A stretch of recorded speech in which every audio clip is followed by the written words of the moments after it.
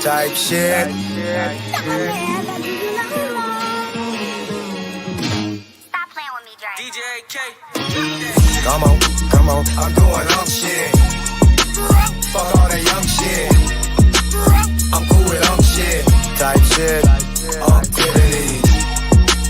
I'm doing shit. Fuck all that young shit.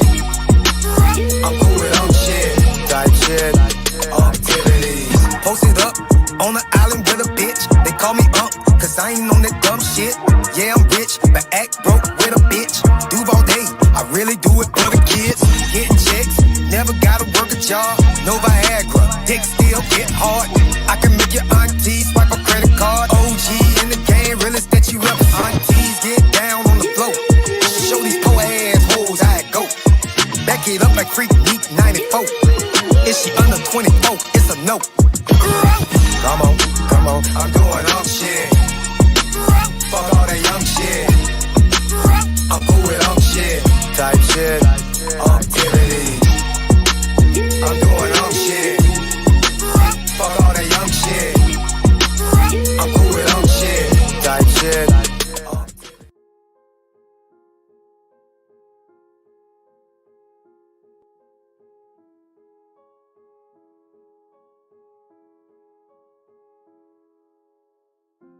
It's been a while, so I'm rusty. I had to step away. Hope y'all enjoyed the marathon. I've been a little sick. And honestly, I still am a little sick. So try to bear with me as I present this content.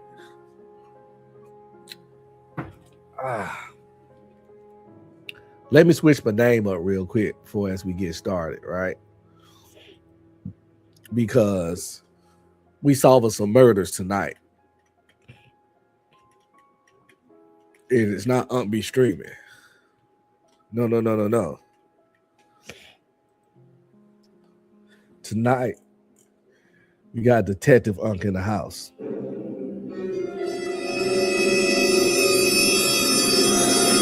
As we have a little fun, kick back, Insomniac Theater. Shout out to all the Insomniacs out there. Team No Sleep. Me and my nocturnal crew, we are up. And we about to have some fun. We about to watch and review some mysteries. Everybody loves true crime. Everybody loves some mysteries. A good old whodunit. And we're going to go through a series of these. Not all tonight, but I found this series of mysteries. It is by state. So since I stay in Texas, we're going to start off in Texas, right? Because why not? They say they do everything bigger in Texas, right? Everything's bigger in Texas. So hell, that means their murder mysteries got to be bigger too, right? There's only one way to find out. We got to check it out. So we're going to check that out. And then we're going to solve some mysteries. And that's when I'm going to need y'all help, by the way. We got to crack some cases tonight. Because, you know, if we don't do it, who going to do it? So this video is titled 5 Eerie Unsolved Mysteries in Texas. So not only is this shit in Texas, it's eerie, and this shit's unsolved. Which I don't know how comfortable I'm going to be about some unsolved mysteries in the state I stay in.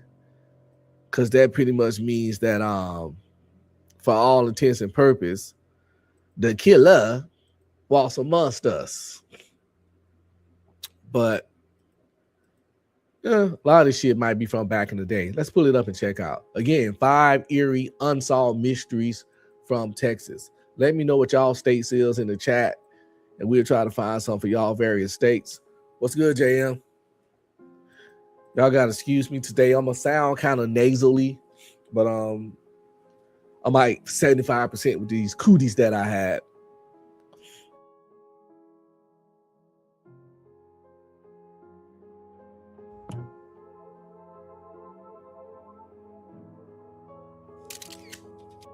Five eerie unsolved mysteries from Texas. In Texas, everything is bigger. But while this big state is known for its cowboys and steaks, they also hold some of the most terrifying unsolved murder cases around. These are 5 eerie unsolved mysteries from Texas. Number 5. Murders at Orchard Apartment. It was 1979, and Houston, Texas was in full oil bloom. Thousands rushed to the town hoping to strike it rich. As a result, hundreds lived in efficient apartment complexes catering to a younger crowd. One of these was the Orchard Apartments. On July 27, 1979, Bob Smith, a co-worker of Alyssa Rankin, dropped by Orchard Apartments to pick her up.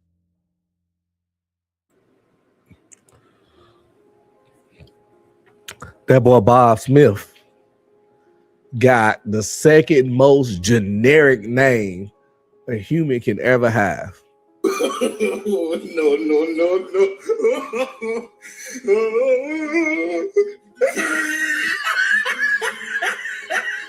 I mean, honestly, the only thing more bland than Bob Smith was if this nigga name was John Smith. But let's let this mystery cook up some. Rankin had asked Smith for a lift since her car was being repaired. Smith approached her door and immediately felt something was wrong. Her front door was slightly ajar. He looked in to check on his coworker and saw Rankin nude in bed. Her feet were bound and a pillow covered her upper body. Smith removed the pillow and was shocked to find that Rankin's head had been removed. When police got there, they traced the blood trail, presumably from the bleeding head. It led out the apartment. Now somebody has took "Give Me Some Head" too goddamn far.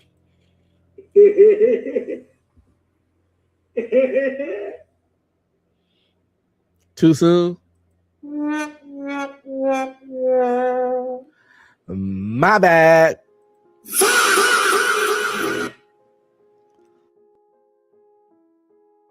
Door into the parking lot and likely into a car. It has never been found. 14 days later, at an apartment 2 floors above Rankin's, Mary Calcutta was found dead inside her bathroom. The 27-year-old had been sexually assaulted, like Rankin, but 2 in the same apartment complex. At this point, you got to start looking at the janitor. Someone there with keys. Maybe. Someone that the people comfortable with, they're used to seeing. They're used to seeing a maintenance man around all the time. So he doesn't put them on high alert when he's over there working on something or doing something. He's the maintenance man. He's there all the time. He's a familiar face. And he got keys to everything. That would have been my prime suspect in this particular case for sure. Let's see what they got, though. These are unsolved mysteries, by the way. So clearly they didn't crack the case. But I would have looked deep into the Mexican, I said the Mexican man. Because, you know, damn, that's racist. The maintenance man activities, his time, and just into his whole fucking life. You've been like suspect number 1. Mary suffered more than the previous victim. She had fought her killer starting at the front door until the bathroom, where she was found. Calcutta was stabbed so hard the knife went through her and bent the blade.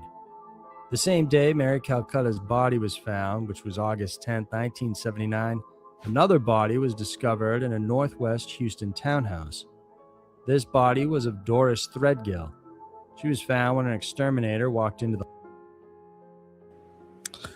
Somebody was out there getting their murder, kill on. Oh my God! Somebody was out there really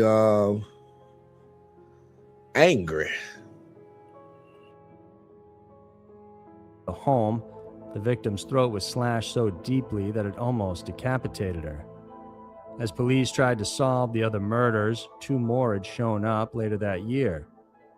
Those around Freed Park in northwest Houston 5 blocks away from Threadgill's home, heard gunshots and a woman's screams ring late at night on October 3rd, 1979. Police visited the home, and a neighbor said a young woman was being dragged by the hair by a man in a cap. The residents stated they heard the girl screaming for help. When officers checked, they said there was no blood on the porch. Police then dismissed the sound of gunfire as nothing but firecrackers. However, the next day, authorities returned to the scene and did find blood on the porch. Later that day, they discovered the body of 16-year-old Joan Huffman.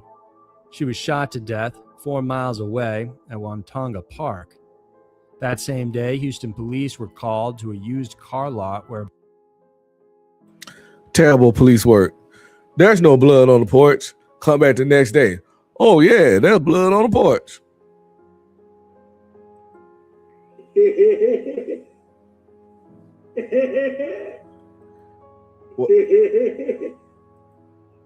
Were they just ready to go home, or did he not use his flashlight to look?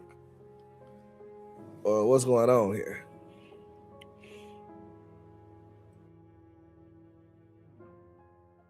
Blood-smeared white Dodge was discovered.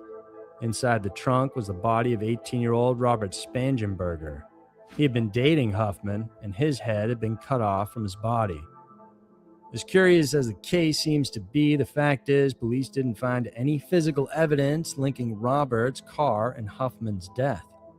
Although physical evidence was re-examined in 2010 on the 2 sets of murders at the Orchard apartment, no DNA was obtained. Many believe all the killings are linked, and it's likely the killer may have had other victims as well. Today, the Orchard apartment murder cases remain open. That means it's a serial killer out there walking amongst us that pretty much got away with that shit. Still just out here. Now, it's a chance he probably got arrested for something else down the line, because people like that usually can control themselves. So they can't control themselves. But the simple fact is they never caught him. And I tell people all the time, I say this all the time, yo. If you stay at a major metropolitan area, big cities, Dallas, Houston, Atlanta, New York, whatever, LA, and you've been living there for over 5 years, you have been in a restaurant with, Walmart with, movie theater with, jogged by one, hiked by one, walked in the mall by one, got served your food by one, worked with one. As by one, I mean at some point you have done one of those things with a goddamn serial killer. Oh hell no! Maybe not the more direct things like directly working with one, but you done been in the theater with one. You done you done been in the area with a serial killer, because it's big cities and there's more of these people out there than you think, because they be getting away with the shit. Like this guy, and probably this next case.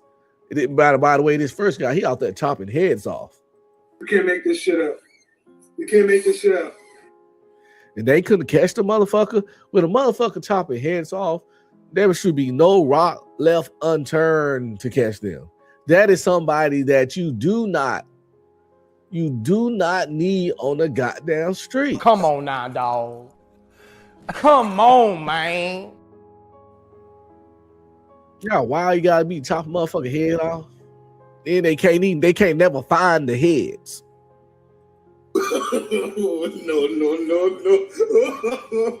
No. What this nigga doing with the heads? Like I said, that nigga took it. That nigga took give me some head too goddamn far. That don't mean chopping nigga shit off. Oh my God. Let's get back to these fucking mysteries, these unsolved mysteries. Cause damn, they need to solve these shits. I feel happier if I knew we was watching solved mysteries right now.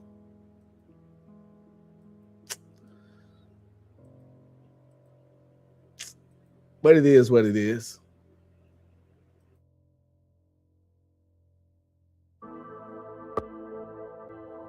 Number 4, Servant Girl Annihilator.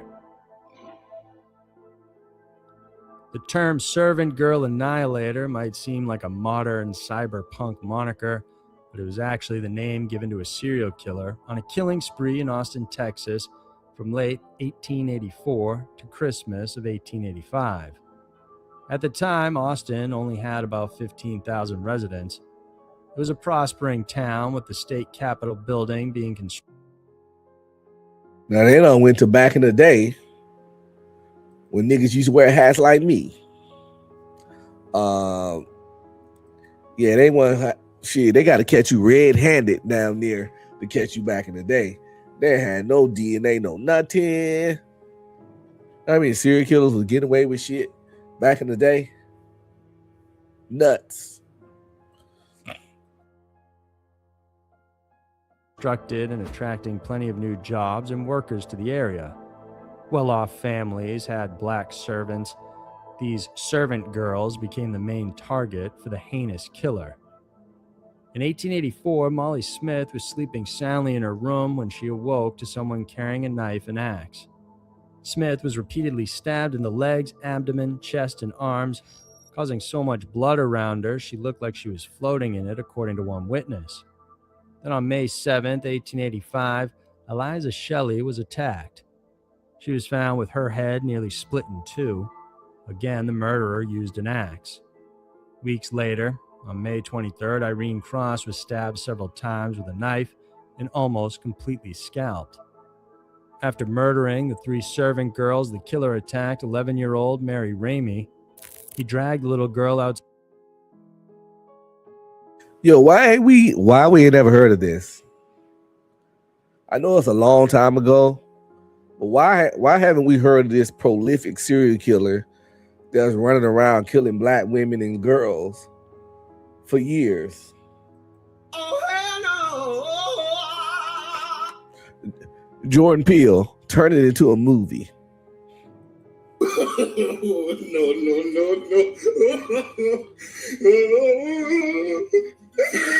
And I don't say that in a joking way. Jordan Peele turned this into a movie because I know you can get it out there.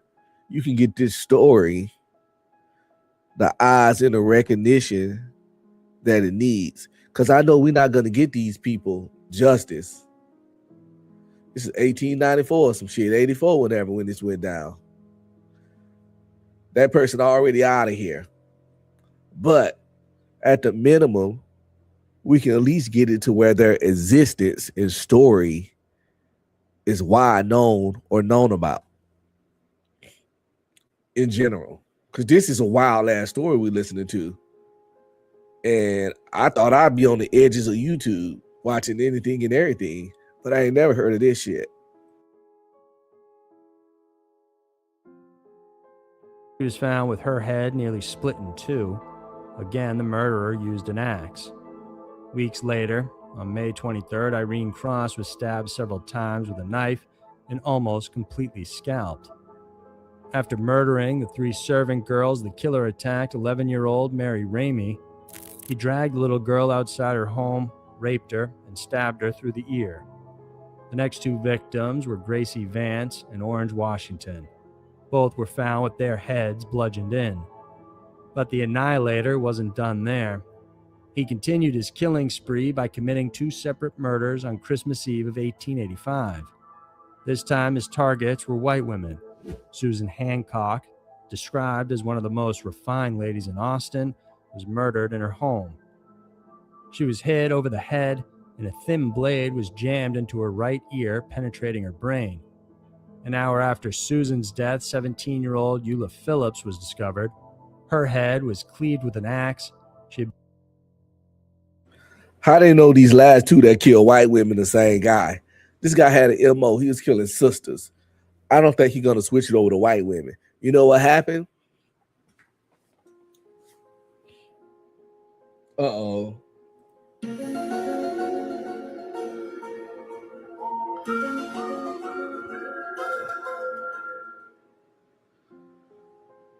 This what happened right here.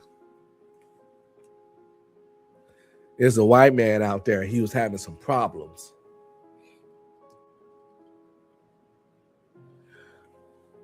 With his woman and maybe a little side piece or something. And he wanted to be with the young joint, but his woman wasn't having it. So they fighting. And he kills her ass with an axe. Goes over to the young joint. Explain what happened. We got to get out of here. She's like, no, that's crazy. And he said, I killed her for you. Then he took her out. But it's convenient that it's this annihilator killer going around. So you could talk, because the other guy had he was just only killing black chicks. All of a sudden, you're gonna conveniently hop to 2 white women. No, that's a whole different killer. They probably got away with it because they was attaching everything to this serial killer.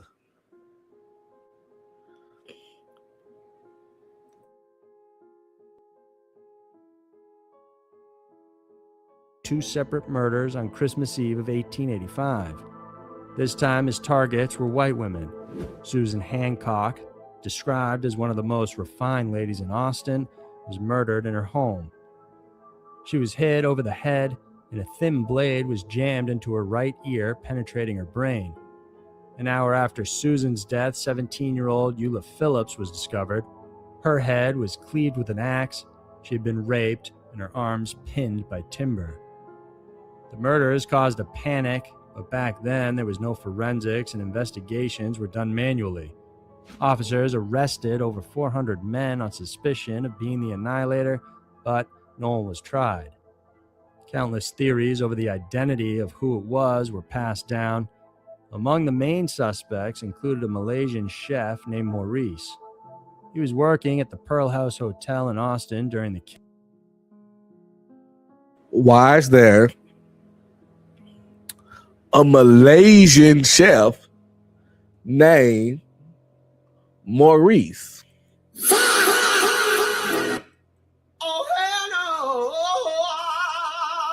Where the fuck they find him at? Boom, bam, bop, bada bop, boom, pow.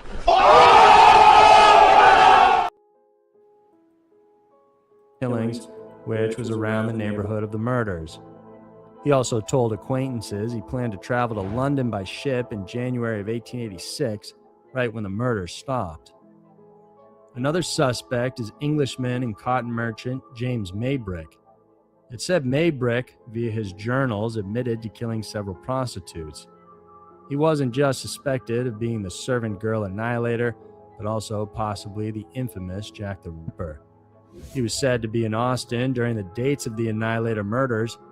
After Maybrick's death in May of 1889, the series of murders also ended. In an episode of History Detectives in 2014, they accused Nathan Elgin, a 19-year-old young black cook, to be the killer. He was killed by police in 1886 after he dragged a girl from a saloon where he was drinking. He died from his wounds, and the murders had also stopped. There are also those that believe the killer simply moved on to another town and possibly continued killing. Whatever the case, today the mystery remains unsolved.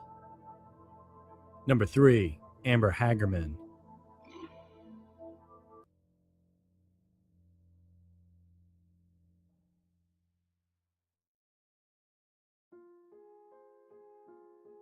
What's up, nieces and nephews? Don't forget to like, subscribe, comment, and please share.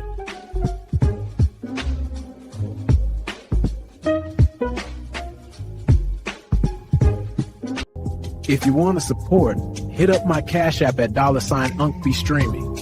Any donation will be greatly appreciated. Thanks in advance.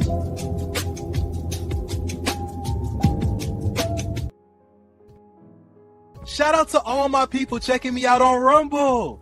Don't forget to like, subscribe, comment, and please share. Show some love, y'all. To super chat or donate, hit the Ko-fi link pinned to the top of the chat. Any support would be appreciated. Give a nigga a break. Give a nigga a break. How much more can I take? Give a nigga a break.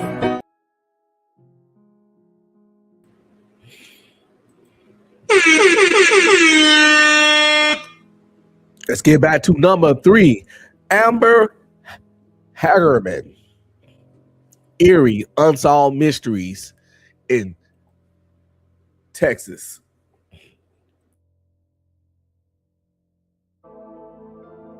On January 13th, 1996, Amber Hagerman was riding her bike in the parking lot of an abandoned grocery store in Arlington, Texas. Amber was with her little brother, 5-year-old Ricky. After a short time of playing, Ricky wanted to go home, but Amber still wanted to play, so Ricky went ahead and left his sister to cycle alone. While Amber was riding her bike alone in the grocery store parking lot, 78-year-old retiree Jim Kevill was in the backyard of his property right next to the store. As he looked on, he saw a pickup truck pull over, a white man jumping out, then grabbing Amber. The little girl screamed, and that's when Kevill knew something was seriously wrong. He immediately called the police, and within minutes they were at the scene, but it was too late. Amber and her abductor were gone. When Ricky had arrived home alone, their grandfather, Jimmy Whitson, got worried and headed to the store to pick up Amber. Once he got there, police were already on scene searching the area. The pickup truck was described as being dark in color, possibly black, and the abductor white or maybe Hispanic. Police carried out a huge search of the area and stayed on the lookout for the vehicle. White or maybe Hispanic. See, we ain't got the luxury to get confused with other shit. You know, being confused with other shit might be the difference between them catching your ass or not. Most of the time, when they see a nigga, they know they done saw a nigga. Oh yeah, you know, white, possibly Mexican. That fucks up the whole radius of searching. But like I said, well, you know what I'm saying, we ain't got the complexion for that kind of connection.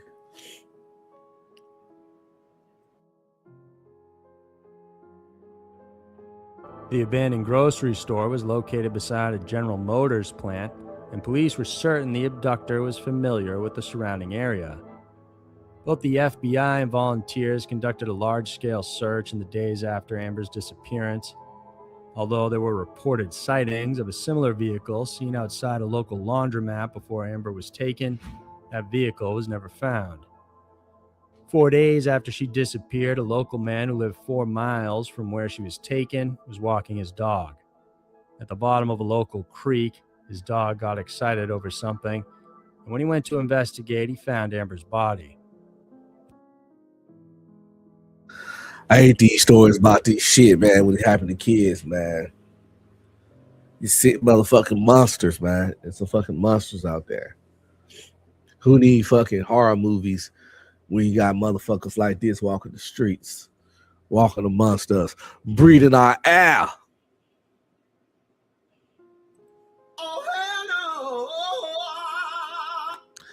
But they, what is it? Wolves in sheep's clothing, prowling amongst us.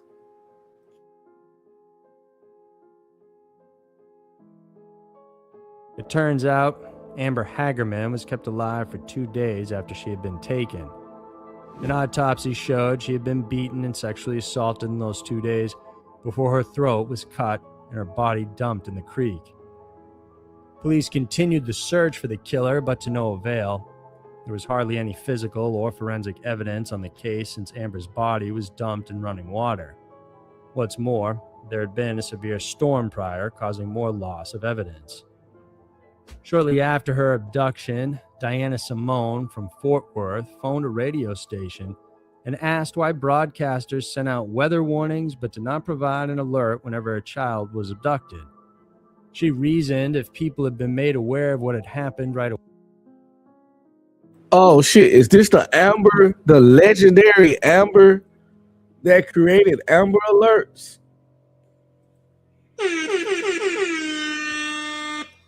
Yo, we are accidentally looking at a moment in history, unfortunate incident that turned into something positive that has probably helped or saved the lives or got parents reconnected with their kids all over the country. It sucks that what happened to Amber had to happen to Amber for us to get Amber alerts. But, you know, she just fucked up in general.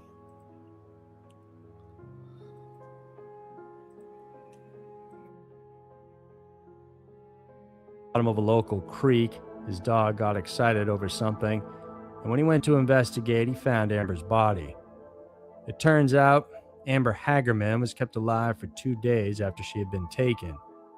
An autopsy showed she had been beaten and sexually assaulted in those 2 days before her throat was cut and her body dumped in the creek. Police continued the search for the killer, but to no avail. There was hardly any physical or forensic evidence on the case since Amber's body was dumped in running water. What's more, there had been a severe storm prior, causing more loss of evidence. Shortly after her abduction, Diana Simone from Fort Worth phoned a radio station and asked why broadcasters sent out weather warnings but did not provide an alert whenever a child was abducted. She reasoned if people had been made aware of what had happened right away, they would have kept on the lookout for the vehicle description and possibly helped. Her idea gained support, and soon the Amber Alert program was launched. It is now in use in all 50 U.S. states, including Puerto Rico, the U.S. Virgin Islands, along with 22 other countries. As of 2017, the program has helped recover at least 897 children. As for Amber Hagerman's case, despite having over 8,000 leads and nearly 50 officers working on the case, it has remained unsolved to this day. Those with information are encouraged to contact Detective Ben Lopez or the Tarrant County Crime Stoppers. There's a $10,000 reward for any information leading to an arrest. That person done got away with that. In the man's world. But if you're a believer and you know that person is going to get what's due to them, it ain't gonna like it when they get it. Cause that's some foul shit. Number 2, Megan Curl. Around 4:30 a.m., firefighters from the Lufkin Fire Department got a call about a fire at Fox Run Apartments, room 616. Firefighters rushed to the scene and broke through the front door in hopes of getting to the flames faster. Once inside, though, they discovered the body of a young woman tied to a bedpost in her nightgown with a plastic bag over her head. This woman was 26-year-old Lufkin, Texas native Megan Curl. Megan was last seen on the night of March 25, 2000. She had gone out dancing at a club called the Electric Cowboy. A regular at the bar, a lot of patrons saw her talking to a stranger. She had been seen drinking and talking with the mysterious man, and afterward, Megan left the bar by herself and moved to another bar across the street. When she was ready to go home, an employee from the bar offered her a ride. She was dropped off at her apartment building at 1:30 a.m. Once there, she spoke to a friend and fellow tenant of the building. As they were talking, a vehicle sped up and suddenly stopped in the parking lot. Megan said it was someone she had met at the club earlier. Her friend left and went inside their own apartment, but worried for Megan, they went up to her apartment an hour later and knocked on the door. Megan answered. She looked fine, but the driver of the car was inside. Megan introduced the man as a friend from the club. The man nodded without saying anything. Once again, she asked Megan if she was okay, and she said she was fine. Megan's mother believes her daughter had known her killer, otherwise she wouldn't have let him into her home. Despite an investigation, Megan's killer, though, remains at large.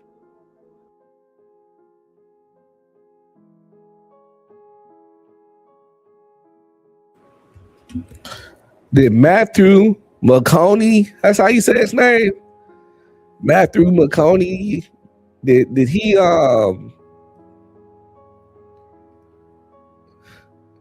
do this crime?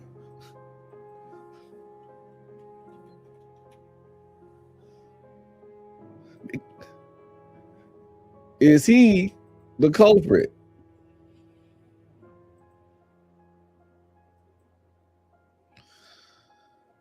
You see this?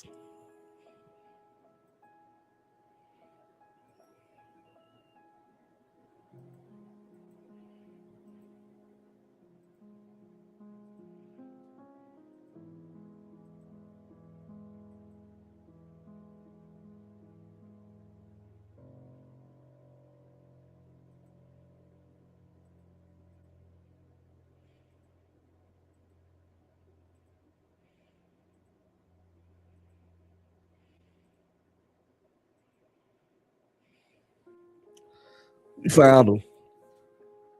We found him. We found him. I'm telling you, listen. We done found, listen.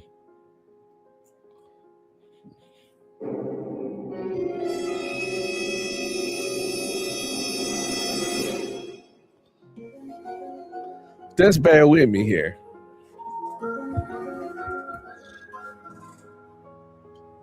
Soon as I saw both these drawings, the first thing I thought was, however you say his name, Matthew McConaughey or whatever. You know what I'm saying? I mean, it was the first thing popped in my mind. You know, found some pictures. Remember those? Keep those things in your mind we just saw. Went to the first picture of this nigga.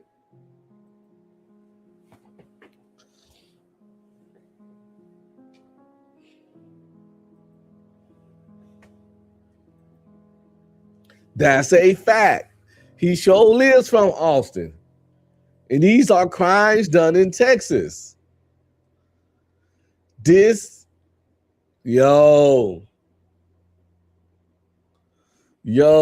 solving real life murders over here. The edibles done got caught this nigga.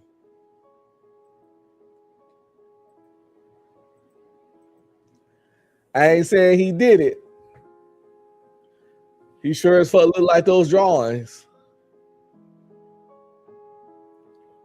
And that's a fact. Especially the one on the right. But both of those drawings look like the same dude.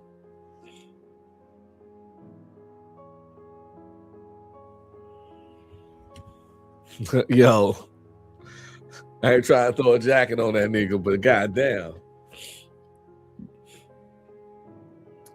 And you know he an older dude, so whenever time this happened, he was definitely around and grown.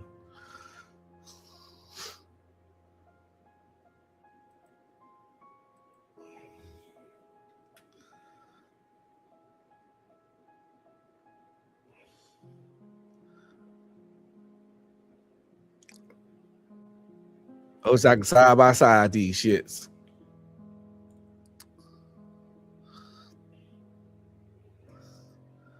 I wish I could side by side this and the other shit.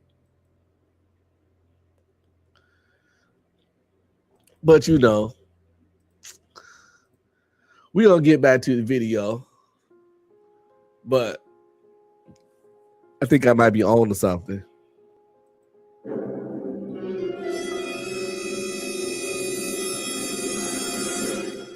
I'm just saying. The crimes were done in Texas. In the time frame of the crimes, the ages and everything line up. The person happens to be from Texas. And two women attractive enough to get let in the house after being met at the bar and all that kind of shit that they only do for dudes they really know or niggas they really attracted to. That's where the police miss a lot of cases. They be like, she let him inside, so she had to know him. Not really. Not if he hot enough.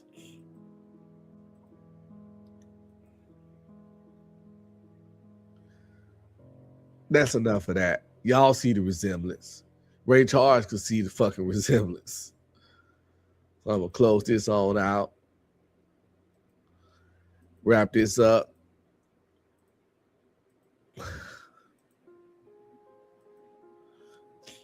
We got our prime suspect over here. Though, remains at large. Number 1, Austin Yogurt Shop Murders. Around midnight on December 6, 19... I hate to lose my life in something that would go down in history to be known as the Austin Yogurt Night Murders.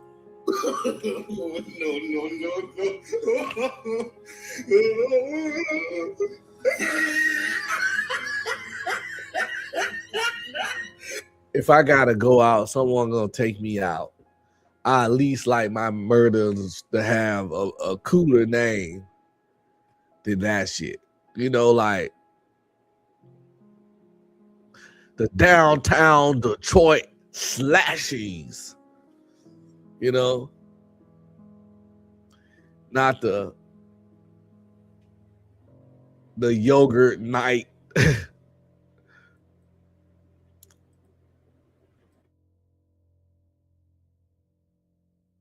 Number 1, Austin Yogurt Shop Murders. Yeah, not the Austin Yogurt Shop Murders. Nah, Austin Yogurt Shop Murders. I need something cool, man. I don't know. The Austin, Texas Stranglers. Take me out in the gangster way. I don't know, man. I don't know.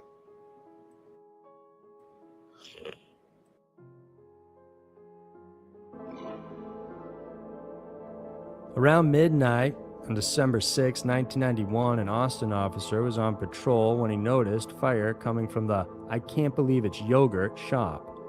He called it in, and soon firefighters were at the scene. Once firefighters were inside, they discovered 4 dead bodies. 3 had been stacked on top of each other. The bodies were of teenagers: Eliza Thomas, who was 17, Jennifer Harbison, also 17, 15-year-old Sarah Harbison, and 13-year-old Amy Ayers. Both the older teens were working the late shift at the yogurt shop, while Sarah and Amy were helping to close shop since all 4 had planned to sleep over that night. The girls had been stripped of their clothes, which were used to bound them. Afterward, they were shot in the head execution style. It's unclear whether any of them were sexually assaulted. It's believed the girls were killed sometime after 10 p.m., since they were still seen alive by patrons a little earlier. During the investigation, police looked into plenty of possible suspects. This included serial killer Kenneth McDuff, who was in the area and had a history of murders involving teens. Over 50 people confessed to this crime, including McDuff, prior to his execution, but most of them were ruled out. Then in What's up with this confession of crimes? Like, do niggas want to not do the deleting, but want the infamy of a serial killer? Like, what's that shit all about? Because I hear about that kind of shit all the time. People be confessing. The police ask them trick questions, and they can't answer them, or they agree, say, yeah. And they like, okay, yeah, this guy didn't really do it. You know, they got those trick questions to kind of almost pretty much verify if you was the actual person. It'd be some details that only the killer could know, or you add some stuff to the story that clearly didn't happen that way. And if the person be like, yeah, that means they just talking. But the fact that it's 50 people confess for the deletion and none of them did it, because it ain't possible for 50 people to be the killer, right? So, like, what kind of psychosis leads to wanting to confess for a heinous crime or a series of murders? What would make a motherfucker like come in? Yeah, I did that. Besides, like, first of all, being mentally ill themselves. That's some cloud chasing. No.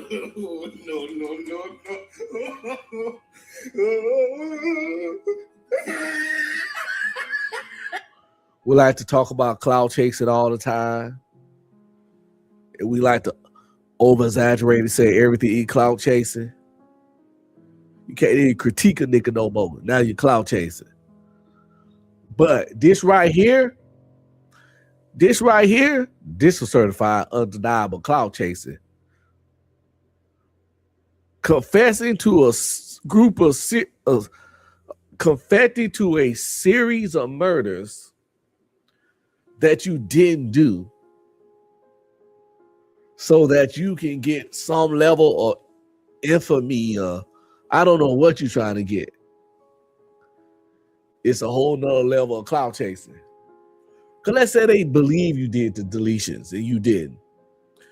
You're going to get all the penalty time that the nigga that did it, because they think you did it.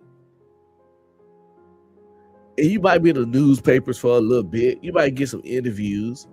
But after that, you just sitting in jail waiting on death row.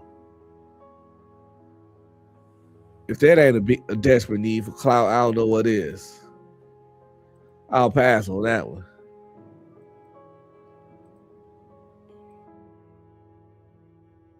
During the investigation, police looked into plenty of possible suspects. This included serial killer Kenneth McDuff, who was in the area and had a history of murders involving teens. Over 50 people confessed to this crime, including McDuff, prior to his execution, but most of them were ruled out. Then in 1999, 4 suspects were arrested in connection with these murders. Apparently, 2 of the suspects had confessed to the crime. Robert Springsteen Jr., Michael Scott, Maurice Pierce, and Forrest Wellborn, all 4 friends, were initially questioned 8 days after the crime. Later on, charges against Wellborn and Pierce were dropped, and only those against Scott and Springsteen proceeded to trial. But the case had issues hanging over it. For one, there were accusations that the confessions were coerced. In 2006, Springsteen's conviction was overturned on the basis of an unfair trial. Then in 2008, both Scott and Springsteen requested DNA tests for other suspects. By 2009, both men were released on bond pending their trial.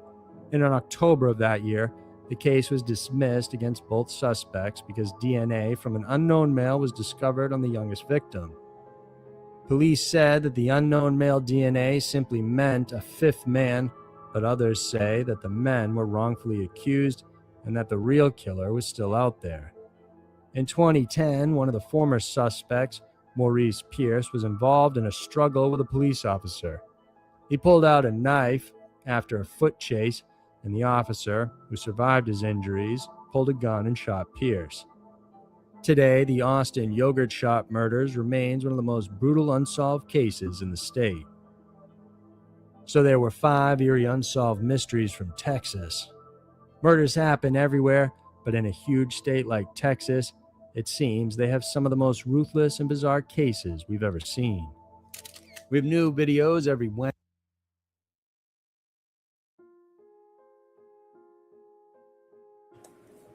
You gotta do better police work.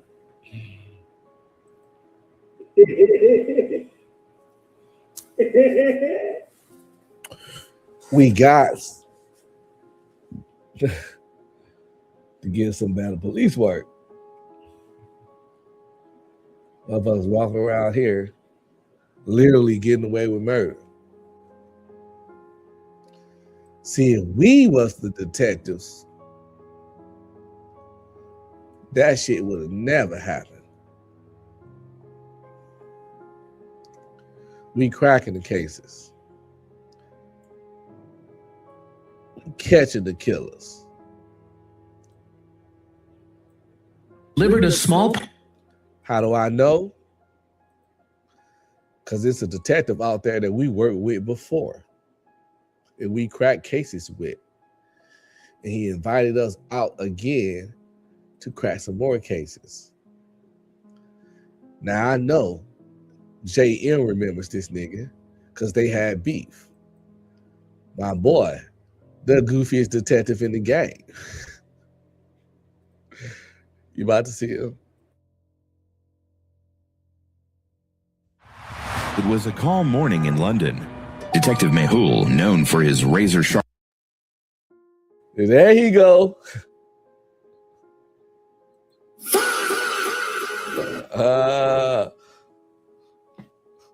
There you go, boy, JM. He back. We about to crack some cases, people. All right, y'all. I'm gonna need y'all help in the chat. Know this the way I do this. We go through the shit, get to the point to where we got to figure something out. We got one playback. We'll play it back one time just in case we miss something, because we up, it's late, whatever. Some people ain't focused, locked in, whatever. And then after that, we got to fucking answer the goddamn question. We got to try to crack the case. So pay attention, lock in. Help me in the chat. Let's go.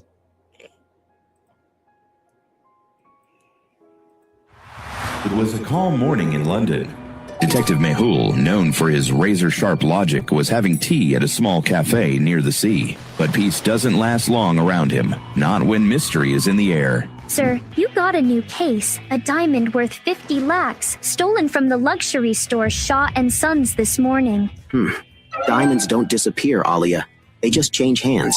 Let's go. Detective, sir, it's gone. My most expensive diamond. Locked case, no break-in, and my...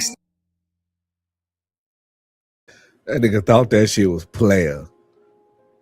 Diamonds don't disappear, bitch. They just change hands. It was kind of player, but not coming from him. He fucked it up. It would be more player for real niggas said it, you know what I'm saying? Expensive diamond. Locked case, no break-in, and my staff is innocent. We checked all employees. No one left the building. The CCTV shows nothing. Just 5 customers and 3 staff. Sir, that's impossible. Even ghosts leave reflections. No break-in, and my staff is innocent. It's gone. My most expensive diamond. Locked case, no break-in, and my staff is... It's gone. Here, Alia. They just change hands. Let's go. Detective, sir, it's gone. My most expensive diamond. Locked case, no break-in, and my staff is innocent. We checked all employees. No one left the building. The CCTV shows nothing. Just 5 customers and 3 staff. Sir, that's impossible. Even ghosts leave reflections. Maybe the reflection is the clue. Who was here last before you noticed the missing diamond? A man and his wife. She was trying on necklaces. He was carrying a red scarf. They left in a hurry saying their child was sick. Anyone else? Yes. A courier boy delivered a small parcel, took a signature, and left. Sir, what are you looking at? Fingerprints, but upside down. Whoever touched this glass leaned over the counter, not stood in front of it. That's not a customer's angle. That's someone pretending to be one. Look here. Between 10:42 and 10:43, the footage skips 1 minute. Perfect. The thief wasn't afraid of cameras. He controlled them. This connector is new, not standard model. Someone replaced it recently. Meaning? Meaning the courier boy wasn't a delivery man. He came to plant a signal jammer. While everyone was busy serving the couple, he disabled the cameras for exactly 60 seconds. But the couple didn't even touch the diamond case. Didn't need to. You saw the red scarf, right? Look here in the corner of the footage. She drops her purse accidentally. Is this nigga gonna let us guess something?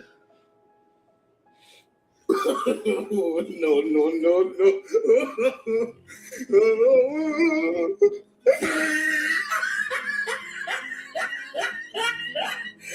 Am I missing something? Or this nigga just solving the case? I'm confused.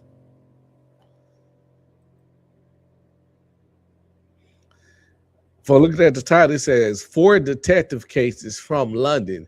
Can you solve them? Yes, I can if this nigga shut the fuck up and let me. I figured it was the courier guy too. I'm confused. We're gonna keep going for a little bit though. While bending down, she wraps the scarf around her arm. And when she stands, the scarf looks normal again. But watch closely.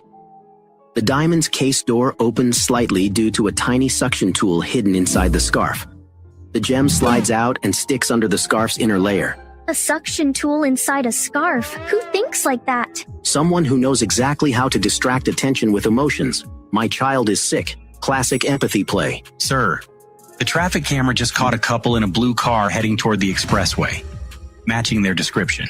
Tell your team to stop them and check the courier service database. Find the ID used this morning. I didn't steal anything, I just came for delivery. You delivered more than a parcel. You delivered a crime, and you forgot one thing. Static electricity. The suction inside the scarf left faint carbon residue, visible only under polarized light. All right, we did it. Please just don't involve our kid. You used your child's name to hide a theft. Don't pretend you did it for family. Every time you see what others miss, Mehul. How? Observation is like light. It reveals more when darkness increases. Sir, seriously, you need a hobby. Solving crime is a hobby, Aliyah. And now, let's finish our tea before it gets as cold as their story. A priceless 200-year-old crown stolen from the National Heritage Museum. No forced entry, no broken glass, just one empty display box and chaos. No alarms triggered. Security guards swear they saw nothing. It's like the crown just vanished. Sir, we just came here for the night tour. You couldn't resist, could you? I didn't need to. The case called me. Sir, this is bad. The media's all over it. Director's furious. I want answers, not excuses. That crown is worth 10 crores. Worth is not just in gold, sir. It's in the story it tells. And this one speaks loudly. Sir, don't tell me you're talking to the dust again. Dust talks. Yo, this nigga is telling it all. I ain't feeling this time. What happened to the ones where the nigga let us motherfucking do the goddamn mysteries? To him. As for today, a dead body was found in the swimming. Cause this motherfucker here was just we trying to solve the mysteries, not watch this nigga solve the mysteries. Just like we did the other time. Maybe to work on this one. We already got a nigga floating in the pool. The boy out there looking like a inflatable and shit. That's fucked up because old boy out of here, right? No.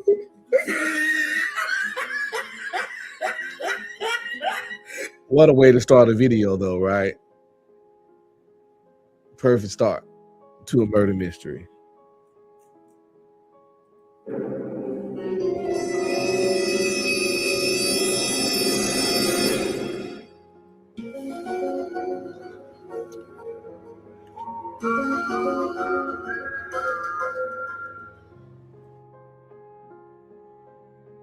Today, a dead body was found in the swimming pool at the Heritage Hotel. The manager saw it and quickly called Detective Mehul. Mehul first looks at the dead body, then goes inside the swimming pool to take it out. The dead body was floating at the other corner of the swimming pool, so Mehul has to cross the swimming pool. Mehul reaches near Mr. Jack's dead body and then pulls it out. Mr. Jack didn't die due to drowning inside the swimming pool, but someone murdered him. Can you tell me why Mehul felt that Mr. Jack was murdered? Let me know your answer by commenting.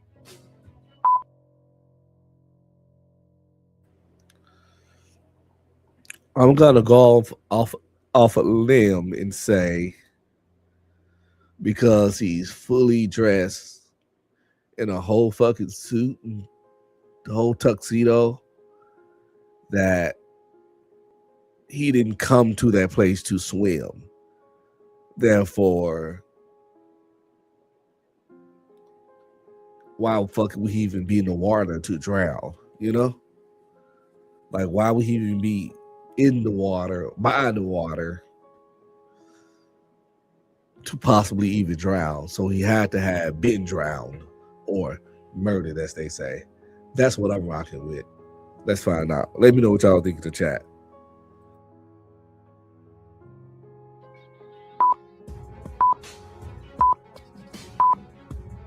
When Mehul was going from one corner of the swimming pool to the other to get Mr. Jack's dead body, carefully observed that the pool was not deep at all. The water didn't raise above Mehul's waist. His clothes were wet only up to the waist too. So how could Mr. Jack drown in the swimming pool? It means something fishy is going on. I guess I was technically wrong. But what I said still made sense. And as a detective, we got to understand that a case can be solved, the same case can be solved from different angles.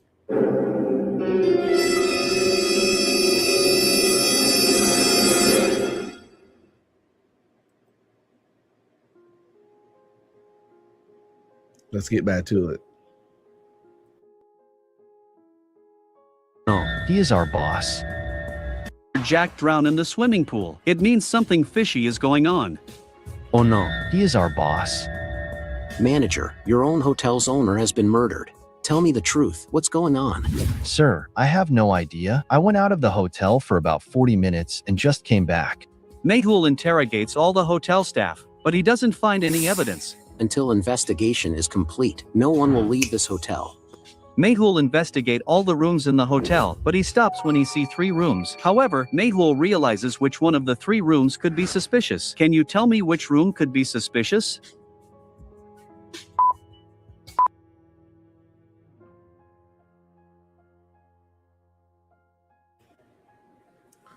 All right. The one that can be suspicious is the one in the middle. And the reason why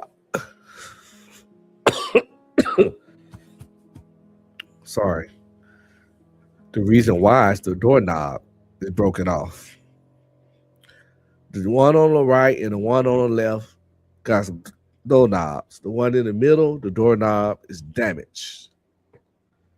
Why did somebody have to break in the room to use as a, I don't know. Why the fuck did they break in the room? Let's find out. But that's the reason why that door looks suspicious, and I would go up there and check it out. So the detective, he's on to something. He's cooking right now.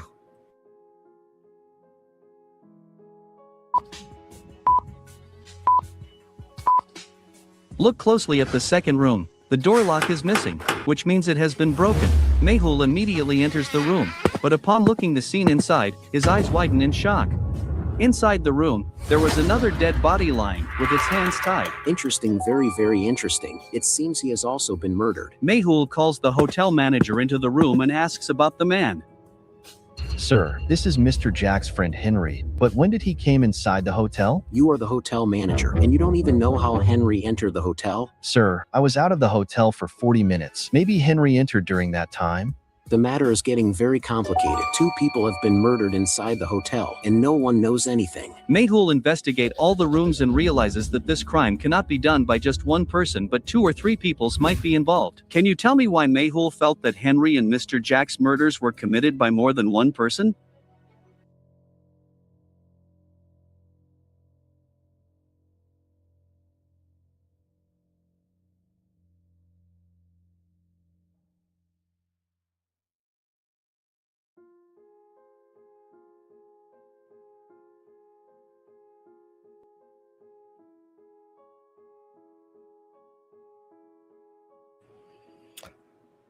I know I'm probably wrong,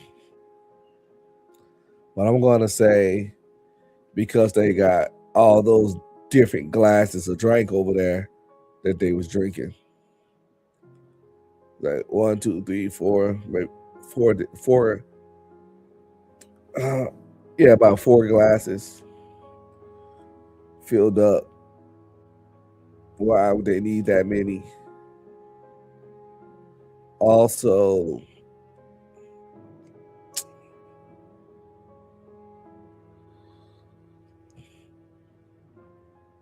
I haven't been paying attention to the time that much, but it could be something about the time, but we'll see.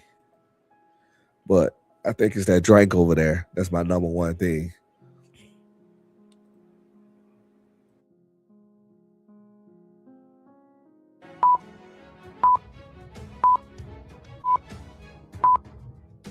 Carefully observed, there are 4 bottles of alcohol and 4 glasses placed in the room. This means that 4 people were having alcohol in this room. Listen, yo.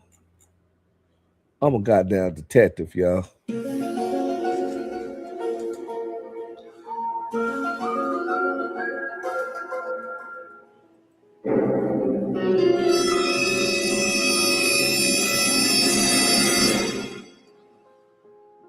That boy good. That boy good.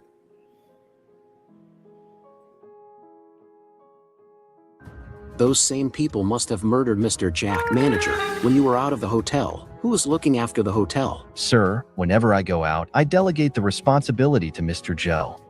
Mehul and the manager immediately go to Mr. Joe. Mr. Joe, tell us honestly, who came to the hotel after the manager left? Then Mr. Joe explains. As soon as the hotel manager left the hotel, Mr. Henry and 3 others entered the hotel and asked for a room to drink alcohol. Mr. Henry is a very good friend of Mr. Jack, so I immediately assign a room to them. But why would those people kill Mr. Jack? And what was Mr. Jack doing in the hotel? Mehul interrogates the manager and Mr. Joe, but no one knew when the hotel owner, Mr. Jack, came inside the hotel. Interesting. Very, very interesting. It means Mr. Jack entered his own hotel secretly. I should check hotel's CCTV footage. Mehul checks all the CCTV footage of the hotel, but all the cameras were off, and the entire system was down. When Mehul interrogates the manager about the CCTV cameras, the manager explains that the entire CCTV camera system is under control of Mr. Jack, and nobody else can shut down any cameras. This means Mr. Jack must have shut down the CCTV cameras himself. But why would he do that? The case is becoming more complicated. Mehul couldn't understand anything, so he takes Mr. Jack and Henry's dead bodies to Dr. Sanjana's lab. The lab's door was locked with a logical password. One of these 4 is the odd one out: gun, bullet, missile, and hand grenade. Can you tell me which button is the odd one out among these 4? Let me know your answer by commenting.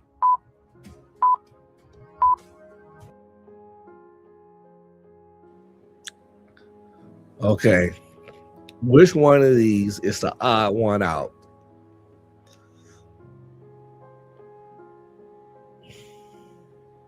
I'm going to say the gun.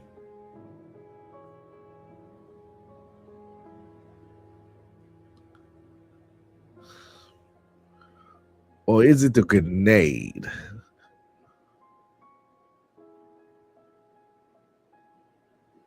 I'm going to say the gun. The gun is the odd one out. That's my story, and I'm sticking to it.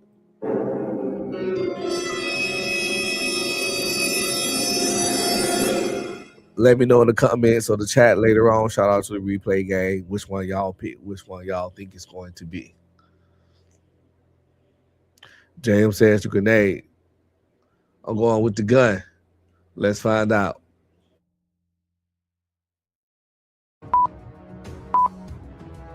Among these 4, the hand grenade is the most different because the other 3 require something else to operate. For example, to operate a gun, you need a bullet, and to use a bullet, you need a gun. And to operate a missile, you need a launcher. But you don't need anything else to operate a hand grenade. The gun, because I thought all the other 3 can kill a nigga. But the gun can't. The gun don't do the damage. But the bullet do the damage. The grenade do the damage. And the missile do the damage. But the gun don't. And that's why I thought. But the grenade it is. Hey, sometimes player fuck up too. But that's why I got my deputies out here. That's why Detective Unc got his deputies out here. So when Unc Edible kick in and the case get a little loosey-goosey, y'all got my back. Because you know I'm on the edibles.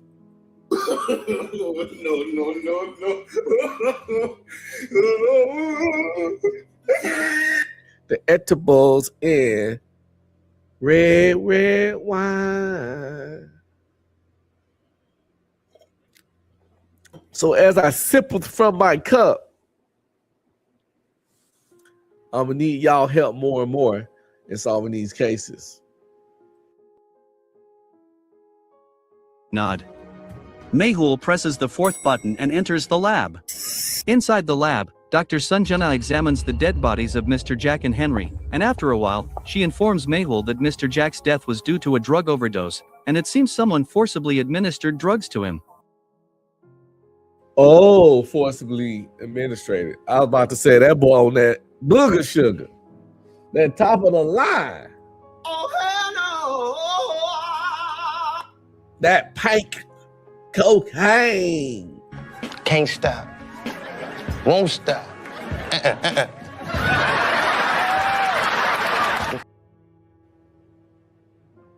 Oh my God!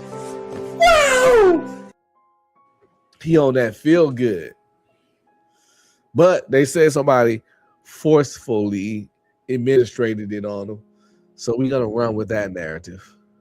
Instead of him just being a crickety crackhead.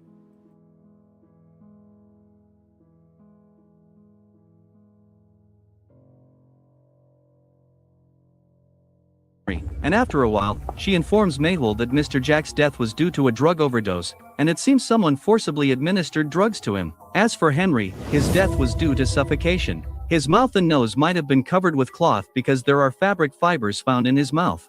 Interesting, very, very interesting. It means this whole case is about drugs. Mehul immediately calls Sonia and asks her to gather information about Mr. Jack.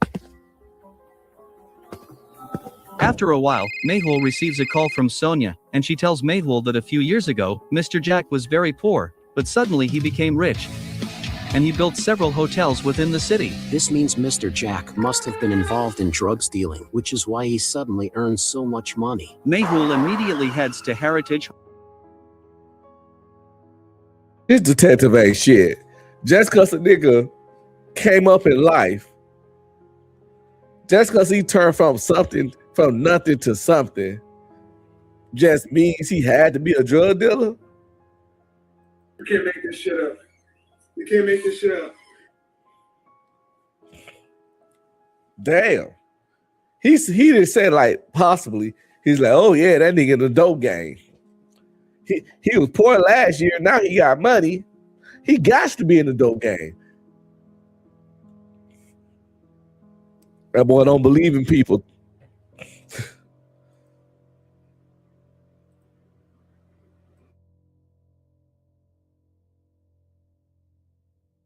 Jack.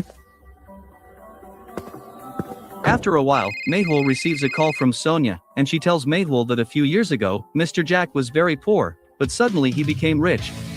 And he built several hotels within the city. This means Mr. Jack must have been involved in drugs dealing, which is why he suddenly earns so much money. Mehul immediately heads to Heritage Hotel. In front of the hotel, there was a very large shop with a CCTV camera installed outside. Mehul goes to that shop and watches the CCTV footage. In the CCTV footage, Mehul sees 3 cars, each with 3 people, including Mr. Henry. Mehul notes down the numbers of all 3 cars. However, Mehul realizes that one of the car numbers is fake. Can you tell which car's number is fake? Let me know your answer by commenting.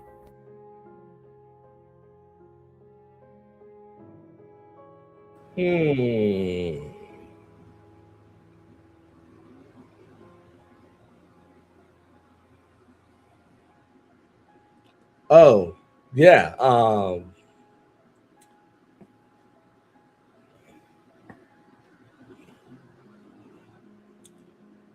It's the one on the far left. It's the one on the far left. Because all the other ones got the same number. And that one got a different number.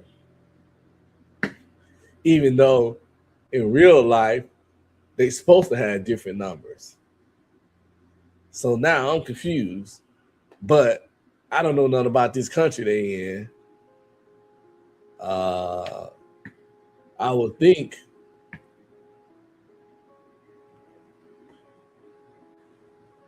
one of the ones on the right or the left is fake.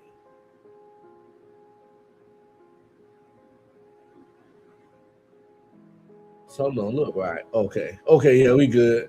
Yeah, I'm gonna go with the one on the far left though. My detective skills. Sometimes you gotta go with your gut, people.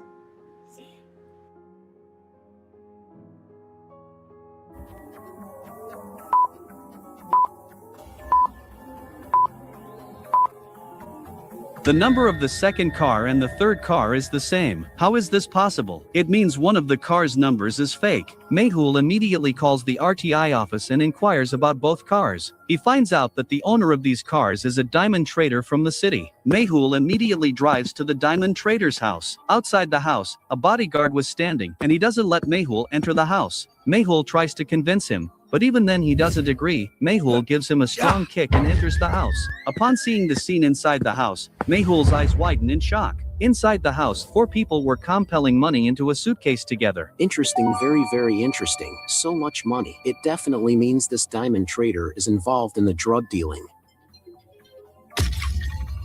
As soon as they spot Mehul, the men start firing at him. To protect himself, Mehul ducks and takes cover behind a wall.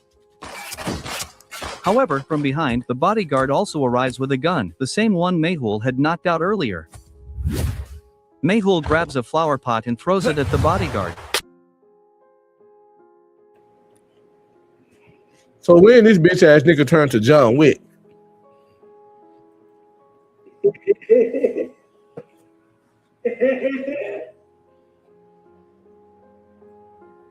You see what they did, JM? They must heard us talking shit about that nigga. Now they trying to make him tough.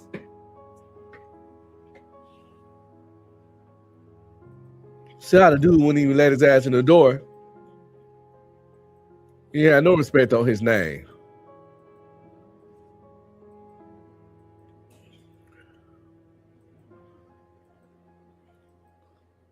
How you the police, you can't get in the door? You're heading outside the club, can't get in.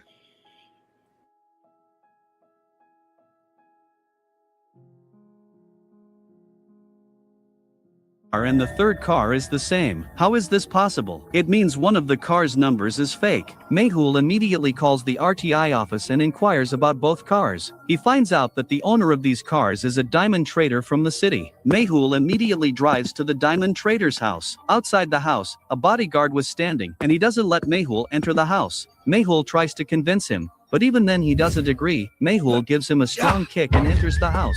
Upon seeing the scene inside the house, Mehul's eyes widen in shock. Inside,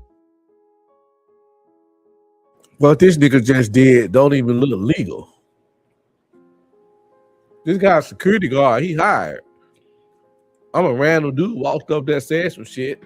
I didn't flash no badge. I just want to go in. Like, no, this private property. I ain't got nobody warrant. I just fucking kicked the nigga in the chest like Charlie Murphy did Rick James. We can't make this shit up. We can't make this shit up. And walk my orange coat ass in there like I'm the shit. Hey, it working. Sometimes it's all about confidence. the house, 4 people were compelling money into a suitcase together. Interesting, very, very interesting. So much money. It definitely means this diamond trader is involved in the drug dealing. As soon as they spot Mehul, the men start firing at him. By the way, this detective is a certified pocket watcher. That's the second time he just, even though he's technically right,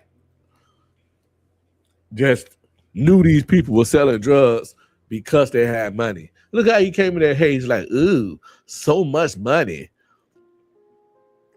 He sound like a hater. He definitely in the drug game.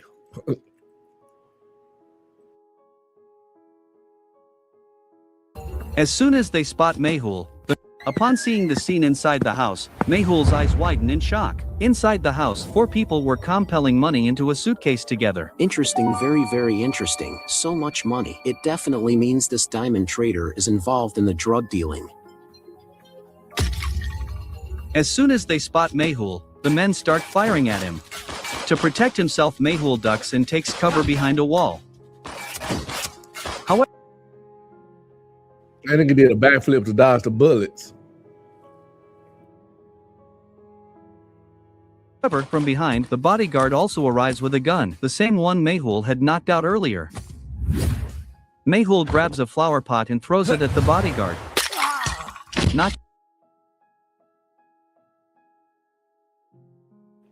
Worst bodyguard ever.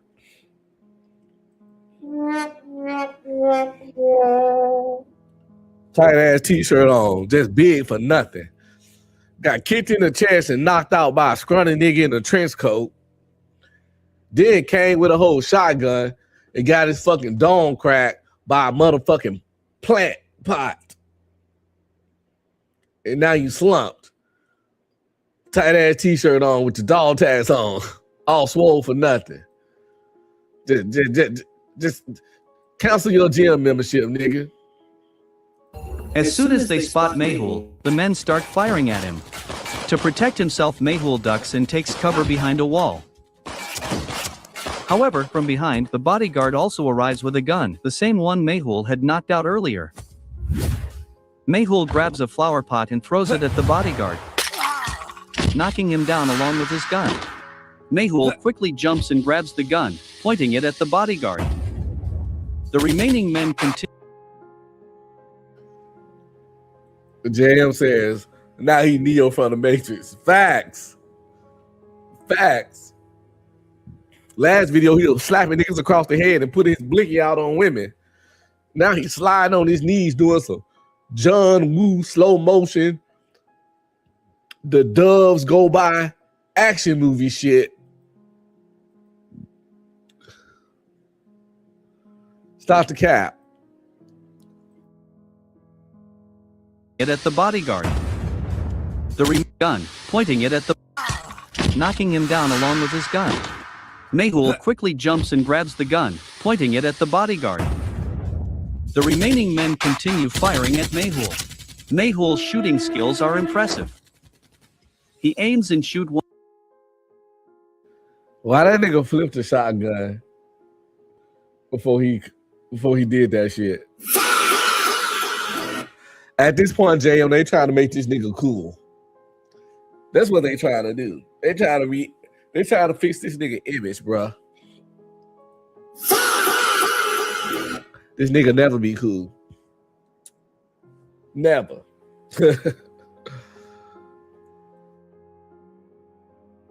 One of the attackers in the leg. If you want to save your lives, surrender now. Otherwise, I'll shoot. The men frightens and surrender. After that, Mehul calls the police. The police take all the criminals into custody. There's some weak ass criminals. Let one soft voice ass nigga with a shotgun make them all surrender.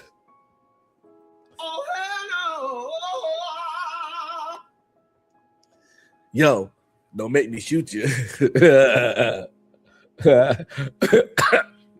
Damn. He made their ass back down, man.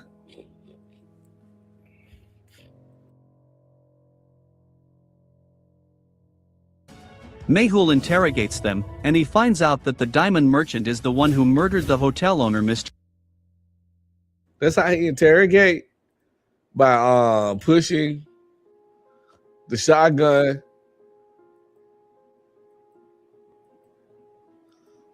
to the nigga head. Look how this nigga interrogate. This is Detective whatever Mohall, whatever the fuck his name. This is listen, my fellow detectives out there. Don't use this strategy, please, to get a confession or any evidence from the criminal. After that, Mehul calls the police. The police take all the criminals into custody. Mehul surrender now, otherwise I'll shoot. The men frightens and surrender. After that, Mehul calls the police. The police take all the criminals into custody. Mehul interrogates them.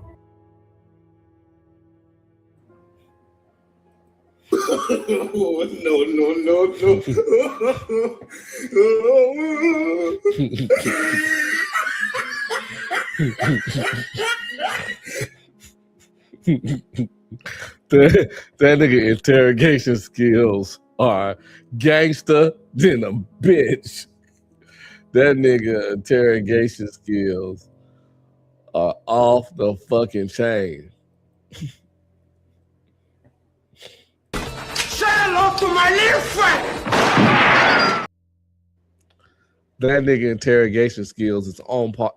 I have come here to chew bubblegum and kick ass. And I'm all out of bubblegum. That's the only level of interrogation this guy got. Got the shotty to his dome. That nigga say anything at this point. Exactly. That case is not going to remotely stand up in court once they find out how this nigga interrogated these people. And he finds out that the diamond merchant is the one who murdered the hotel owner, Mr. Jack and Henry. Now, the merchant is preparing to flee the country and has reached the airport. If the diamond merchant has reached the airport, then where were you guys planning to take this money? Then those men explained that if they were to take so much money via airplane, they would get caught. That's why they were planning to take all the money by sea route. I need to reach that diamond merchant as soon as possible. Mehul immediately heads to the airport. Mehul also calls Adi. Adi, quickly hack all the cameras at the airport. Mehul, sir, I've hacked all the security cameras at the airport. Tell me, what can I do? James says this nigga is judge, jury, and executioner.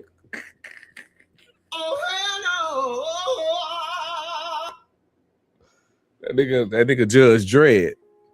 Hey, he do move around there like he running things. Like he don't answer to no one. You understand? That nigga's the top authority in his fucking country.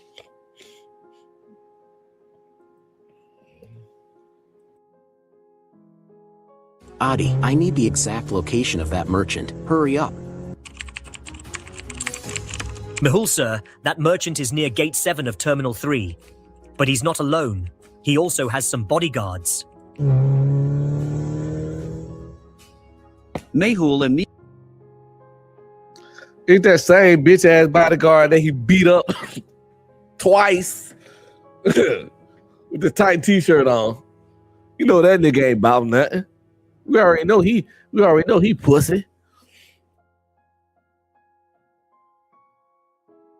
Immediately reaches Gate 7 with the help of airport staff. Mehul, whom he's guarded with 2 big bodyguards. The bodyguards attack him.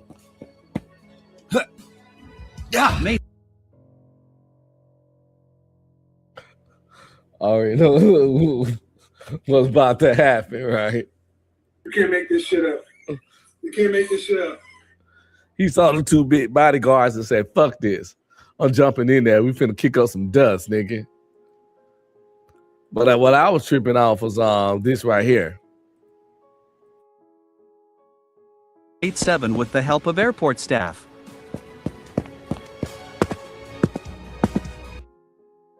Mehul, whom he's guarded with 2 big bodyguards.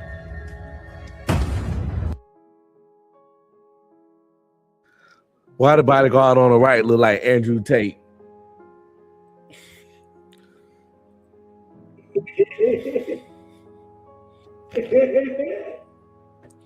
He got that Andrew Tate shaped head in the beard. Shit. You know, hard times might have fell on Andrew.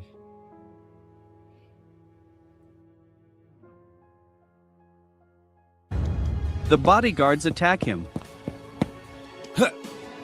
Mehul swiftly deals with the bodyguards. And then he apprehends the merchant.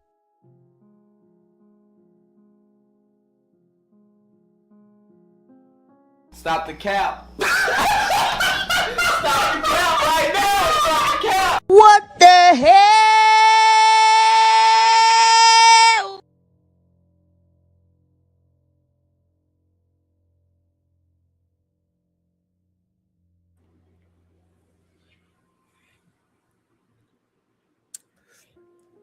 This soy ass nigga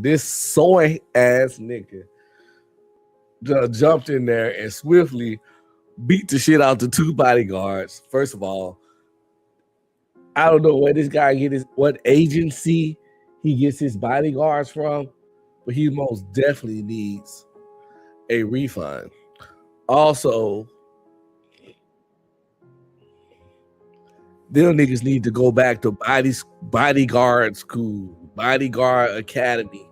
I don't know what the fuck it is.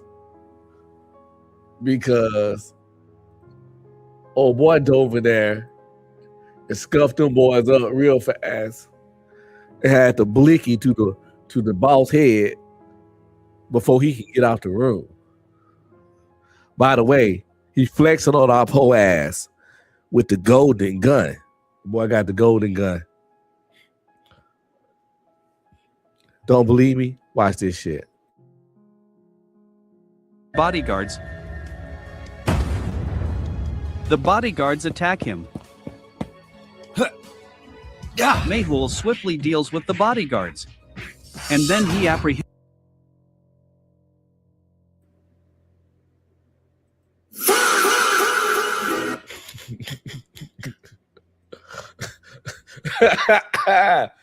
Jam says the way that nigga jumped two bodyguards. Exactly. They didn't jump him. He jumped their ass. Dusting them off real quick. Put up on the boss man with the golden fucking gun.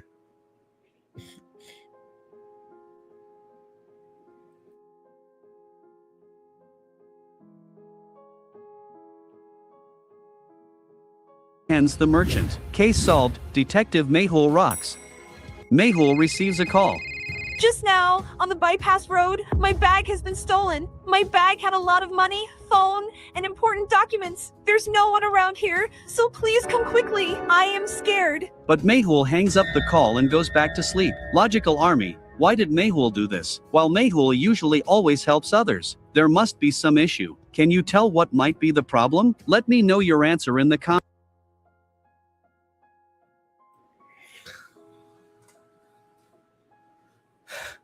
First of all, in the real world, I say, bitch, I ain't even at work.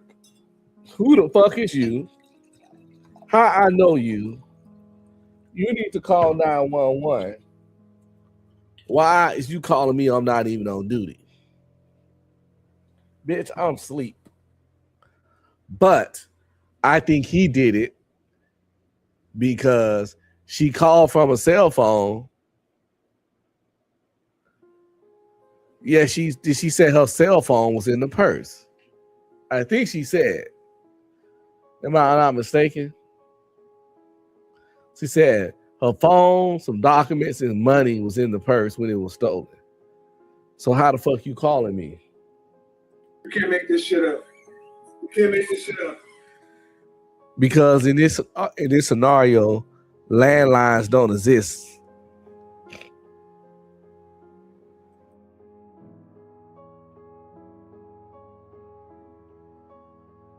The call and goes back to sleep. Bodyguards.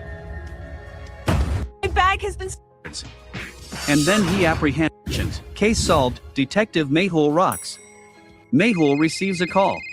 Just now, on the bypass road, my bag has been stolen. My bag had a lot of money, phone, and important documents. There's no one around here, so please come quickly. I am scared. But Mehul hangs up the call and goes back to sleep. Logical army. Why did Mehul do this? While Mehul usually always helps others, there must be some issue. Can you tell what might be the problem? Let me know your answer in the comments. The woman is saying that her handbag was stolen, which contained her money, documents, and mobile phone, and the woman is saying that her handbag was stolen, which contained her money, documents, and mobile phone, and there was no one around. So, why did she call Mehul? It means she was lying. Then, a little. I was thinking the same thing, JM.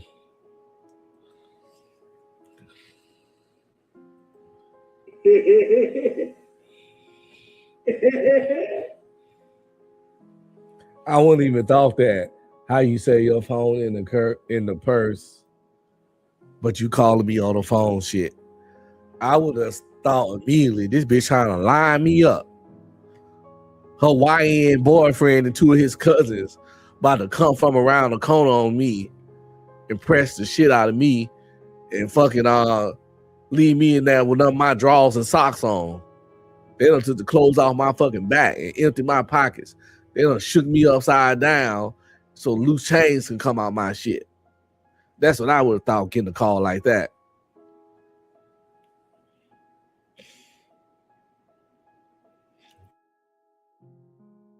Later, Mayhul receives another call and learns that a woman has been murdered on the bypass road.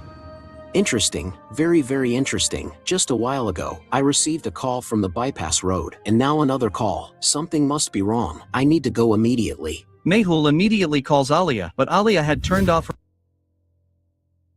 Damn, we done went to sleep on that bitch and got her killed. You can't make this shit up. You can't make this shit up.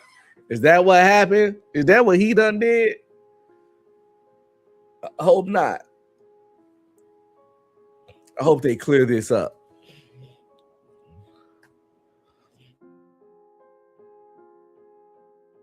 Her phone and was peacefully sleeping.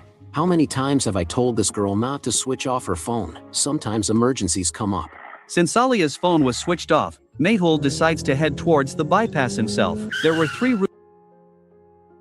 How he fussing about her switching off her phone because sometimes emergency come up or you got called for somebody asking for help and you hung up the phone and went to sleep on their ass. You can't make this shit up. You can't make this shit up. That boy is a hypocrite.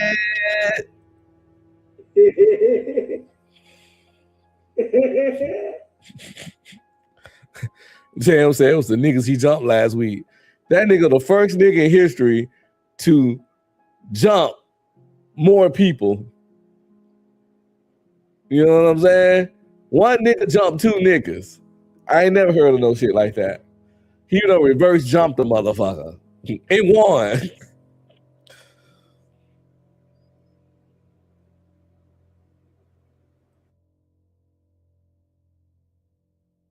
Routes from Mayhul's house to the bypass. One, on the first route, many children were playing, but all of them had blindfolds on. On the second route, there was an old bridge that could only bear a weight of 2,000 kilograms, whereas Mayhul's car weighed 1,990 kilograms. 3. On the third route, there was a fallen tree. Can you tell which route Mayhul will choose out of the 3? Let me know your answer in the comments.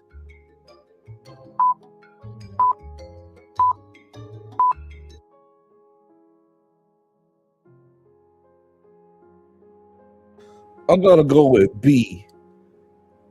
Even though I don't know why some kids got blindfolds on in the middle of the fucking intersection.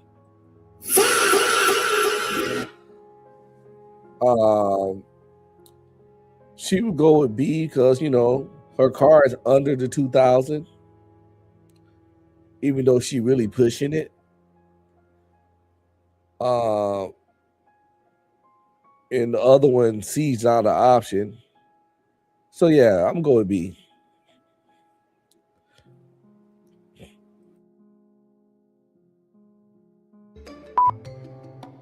It's impossible to go through the third route, and Mayhul can't go through the second route either because the bridge can only bear a weight of 2,000 kilograms. Now, Mayhul must weigh at least 70 kilograms. So, 1990 plus 70 is equal to 2060, which means it will exceed 2,000 kilograms. The bridge will collapse. Here I go thinking they include the weight of the nigga in the car.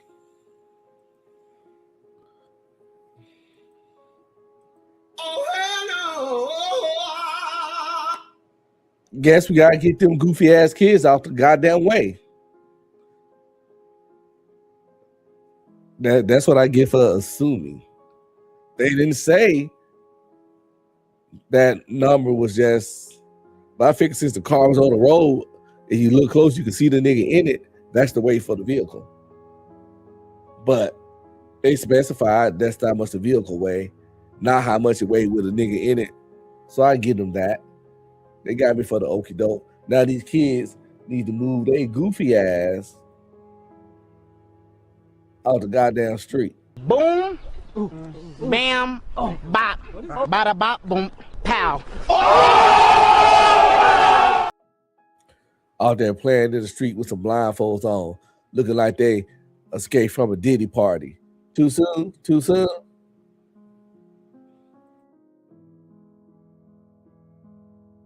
That's why Mayhole will take the first route, because even though the children have blindfolds on, they can still hear.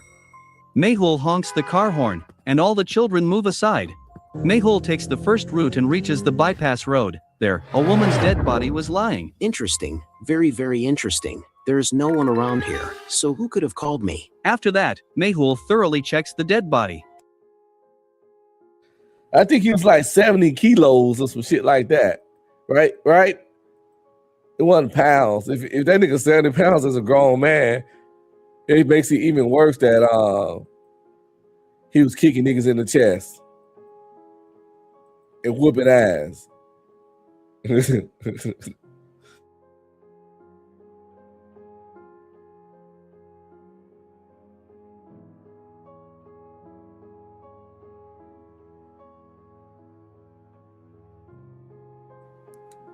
My bad. Yo, but that nigga better not be 70 pounds, man. Not the way he been whooping ass so far. That boy a motherfucking thug. Now that nigga is a tiny thug. Where they do that at? The second route either, because the bridge can only...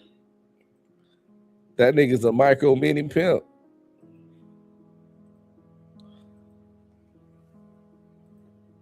They could have said pounds, man. You got me pausing this shit, Jesse. I had to go back. I just don't think they said pounds. That's why I had to run this back. That nigga can't be that little. They bear a weight of 2,000 kilograms. Now, Mayhole must weigh at least 70 kilograms. So, okay, yeah, he's 70 kilograms. Let's check out the transference, right? We're gonna do 70 kilograms to pounds.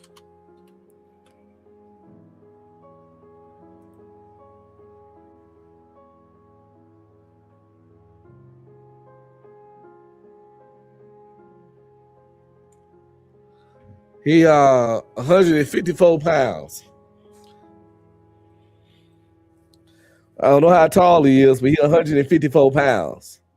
There we go. So he all right. We already knew he was a smaller nigga, but I guess he knows some form of the martial arts. So 1990 plus 70 is equal to 2060, which means it will exceed 2,000 kilograms. The bridge will collapse. That's why Mayhole will take the first route, because even though the children have blindfolds on, they can still hear. Mayhole honks the car horn, and all the children move aside.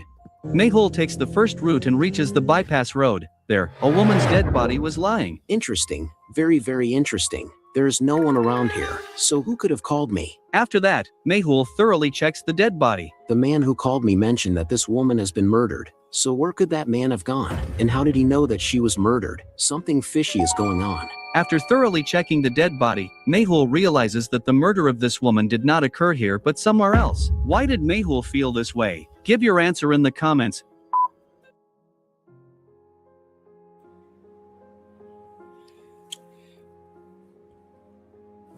To answer that question,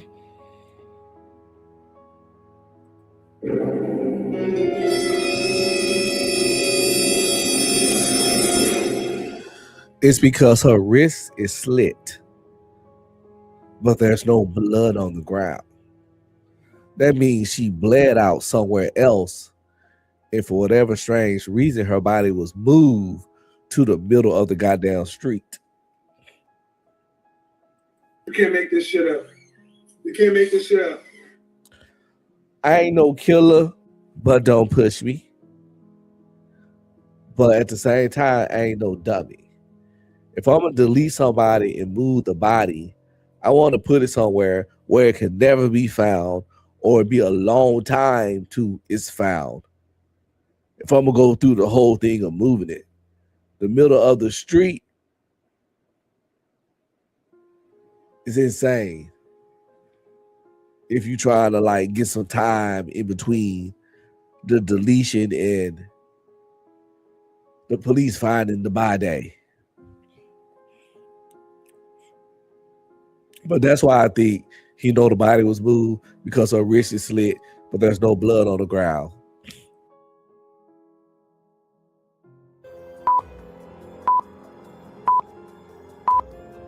Pay close attention to the woman's wrist. The wrist is severed, and there is dried blood as well. However, there is no trace of blood around the body. How is that possible?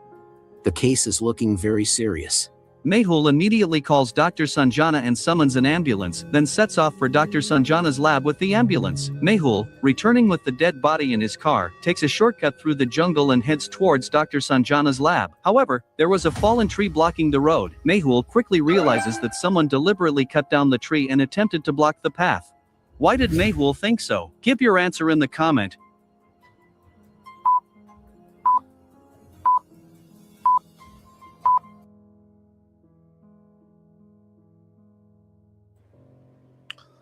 Well, because the tree don't look like it fell down.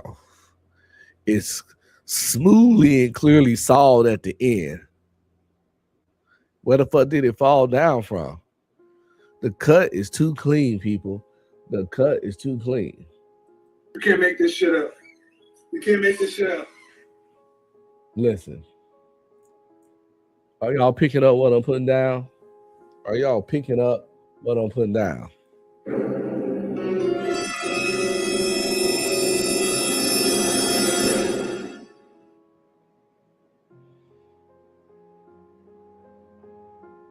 What's up, nieces and nephews? Don't forget to like, subscribe, comment, and please share.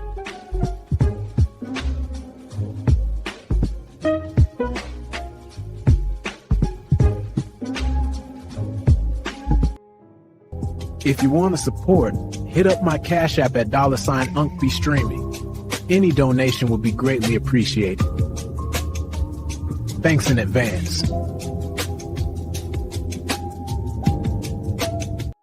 To super chat or donate, hit the Ko-fi link pinned to the top of the chat. Any support would be appreciated. Give a nigga a break. Give a nigga a break. How much more can I take? Give a nigga a break.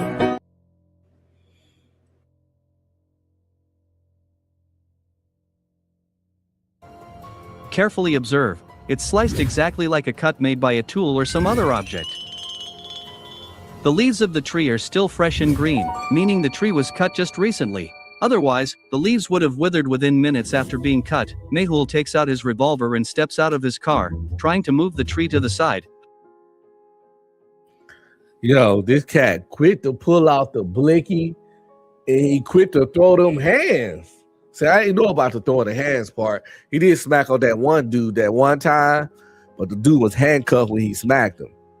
So I just knew he was ruthless and would hit a nigga that's cuffed up. I knew he was kind of like, that was my first sign that this nigga was like on some wild shit. Then, you know, he kept putting his gun out in chicks' face. He had to point his gun on people when he arrests them, like every time. He had it right to their head. And then, you know, we just saw that also when there ain't no gun involved, he can bust a motherfucker ass. So, you know what? He whooped their ass so good, I ain't even gonna put a pause at the end of that.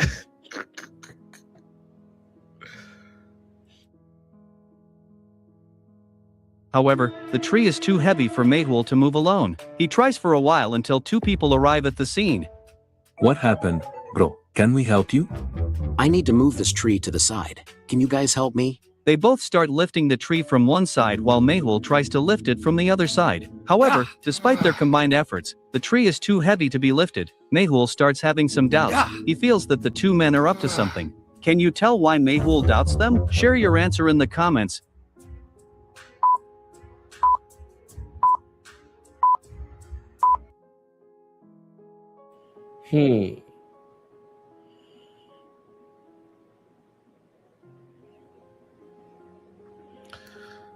Because they land on their goddamn side, pretty much they're trying to lift. They're not even using their legs when they lift. Everybody know you lift with your legs, just like the detective doing. But these niggas lifted with their stomach. So clearly they're not giving it their all. We're gonna roll with that. What's going on, DJ Witch Doctor? We over here trying to crack some motherfucking mysteries. Yeah, but we rolling with that. How they seated. Let's me know. I'm sick. How they seated lets me know that these niggas is not even giving it 50%. Let's find out, people. Let me know what y'all think in the chat. Upon closer inspection, Mehul is lifting one side of the tree alone, while the two men, even with their combined effort, are unable to lift the tree. This raises suspicions for Mehul. Before he can take any action, a third man comes from behind and hits Mehul on the head with a stick, rendering him unconscious. They start taking Mehul with them. Damn, yo. They done cracked the detective shit, man. They done fucked his ass up.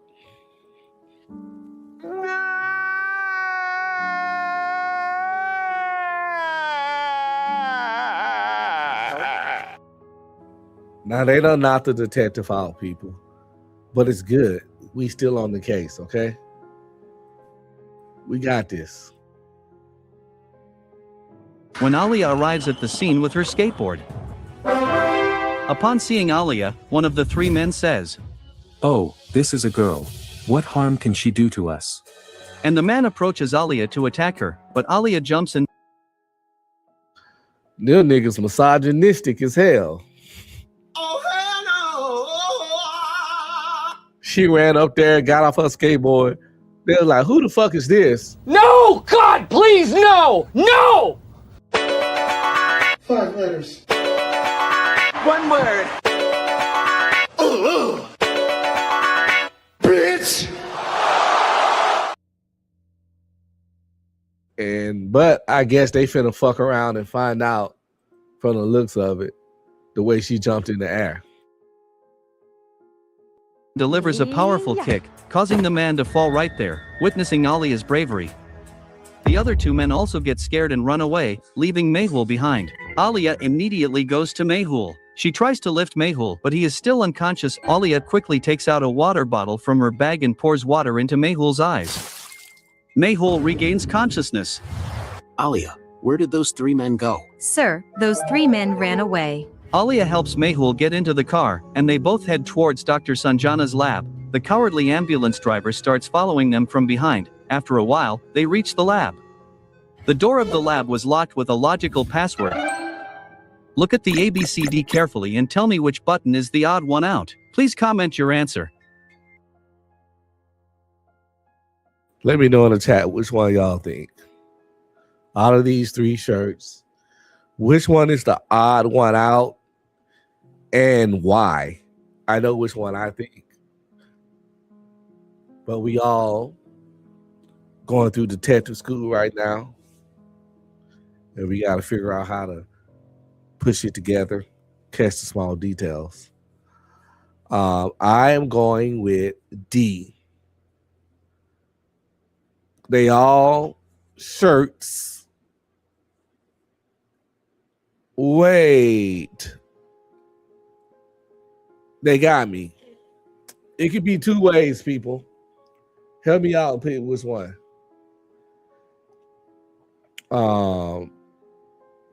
It can be D because all the rest of them are short sleeve. Right? D, the only one not short sleeve. Or it could be C because all of them have collars except for C.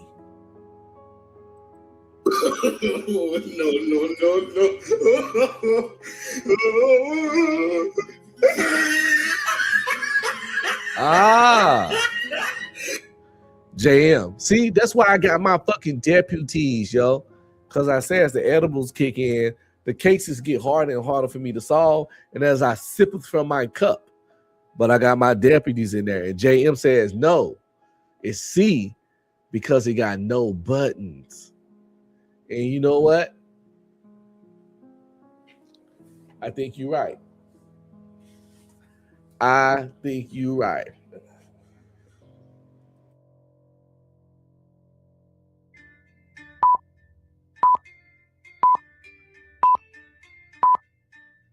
The third t-shirt, leaving the other three, has a collar, while the third t-shirt does not have a collar. Alia presses the third button, and the door to the lab opens. Alia supports Mehul.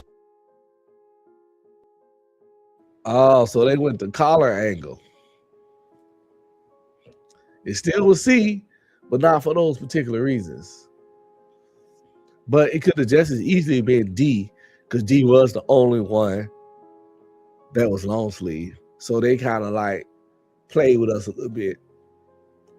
Sorry, I'm sick. Shit. They played with us a little bit on that one. On her shoulder and takes him inside, where Dr. Sanjana was having her breakfast early in the morning. Upon seeing Mehul's condition, Dr. Sanjana immediately approaches him. Alia narrates the entire story to Dr. Sanjana.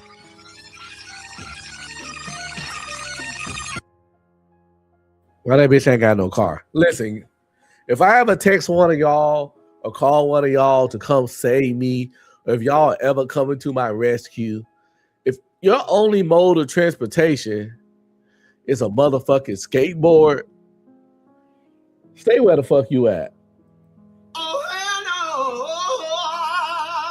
Matter of fact, the honest truth, y'all can, call me judgmental if y'all want. But if your only source of fucking transportation is a skateboard, you're probably not going to be on my call list. You're probably not going to be somebody I'm relying on. You're probably not even going to be my goddamn friend. Because your life ain't together. She flying down the street like goddamn, like she a fucking Avenger on a goddamn skateboard. To Dr. Sanjana.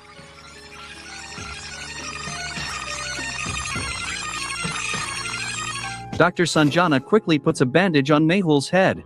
Doctor, first examine the dead body. Mehul starts to relax, and Dr. Sanjana begins preparing the post-mortem report for the dead body. After a while, Dr. Sanjana informs Mehul that the woman's death occurred due to suffocation, and her name is Sunita. But how did you know her name?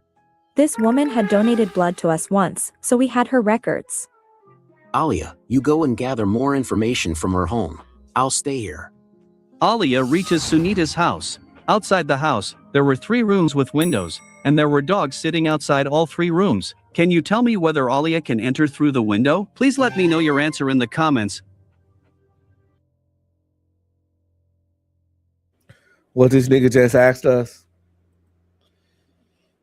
I'm high. We gonna run this back. We only get one playback. So lock in, people. One playback is the rule. Records. Alia, you go and gather more information from her home. I'll stay here. Alia reaches Sunita's house. Outside the house, there were 3 rooms with windows, and there were dogs sitting outside all 3 rooms. Can you tell me whether Alia can enter through the window? Please let me know your answer in the comments.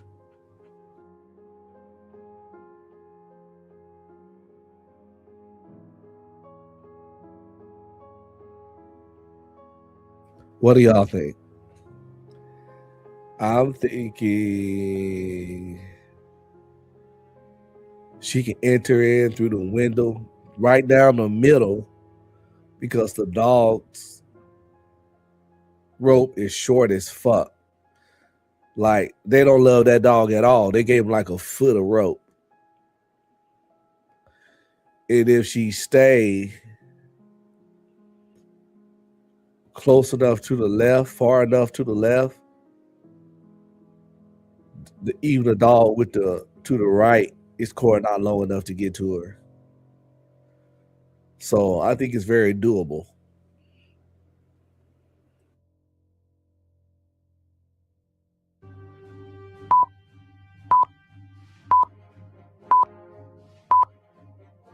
Alia will enter through the window of the second room because the rope of the dog near the gate is very short, and it will not reach the window, so Alia will be safe there. When Alia enters the house, she is shocked to see the scene inside. Why did Alia get so shocked after seeing a man sitting and eating inside the house? Please let me know your answer in the comments.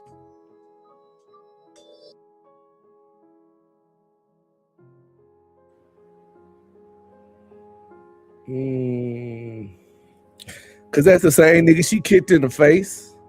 You see that bruise on his face? That's what I don't think. She recognized his ass. I mean, if I drop kick a nigga in the face earlier that morning, I'm probably gonna recognize his ass. I'm just saying.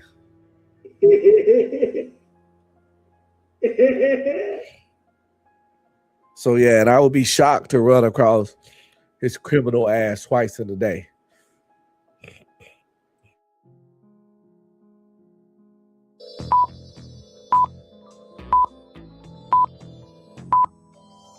Carefully observe, the man eating inside the house is the same man who hit Mehul with a stick, and Alia kicked him. There is still a mark of Alia's kick on his forehead. As soon as he sees Alia, the man stops eating and tries to run away, but Alia immediately catches him. These niggas need to go to the jail. The little skinny ass 155-pound detective and this skateboard riding chick stay putting the paws on these dudes. These are the weakest ass Scooby-Doo ass criminals I ever seen in my goddamn life. No.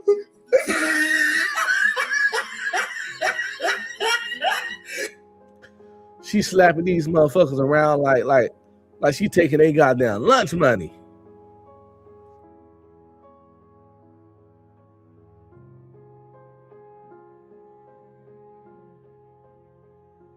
Carefully observe, the man eating inside the house is the same man who hit Mehul with a stick, and Alia kicked him. There is still a mark of Alia's kick on his forehead. As soon as he sees Alia, the man stops eating and tries to run away, but Alia immediately catches him.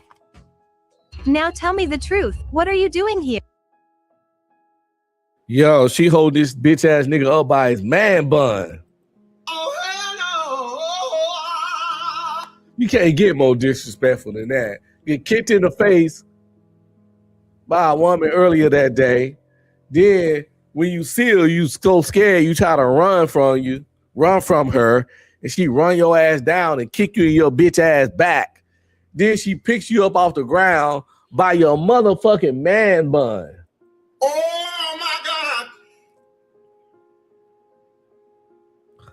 Just move, nigga, to a whole nother planet. And how do you know Sunita? Sunita was my second wife, and she had a lot of property in her name, so I thought I would kill her and transfer all her property to my name. Upon hearing this, Alia gets very angry and beats the man severely, and she puts him in jail. Case solved. A lot of weird shit just happened just now. Why the fuck did he just confess all this to this random chick that kicked him in the back and gave her all that information, confessed clean to the murder, and she got to beat the shit out this nigga. She beat his ass, then put him in jail. Like, what country is this shit? Yo, these cases Scooby-Doo as fuck, yo. They funny though. Detective Mehul and Alia rocks. Mehul, Alia, and Dr. Sanjana were having a picnic in the jungle. Mehul takes his camera and goes alone into the jungle to take some photos. In the middle of the jungle, Mehul sees a man sitting under a tree. This nigga got one hot ass outfit. One hot looking ass outfit. And this motherfucker was wearing this hot looking shit in the goddamn jungle.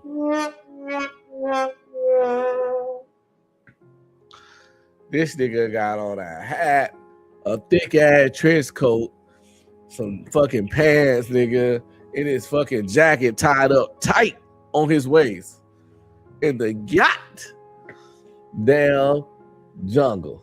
No.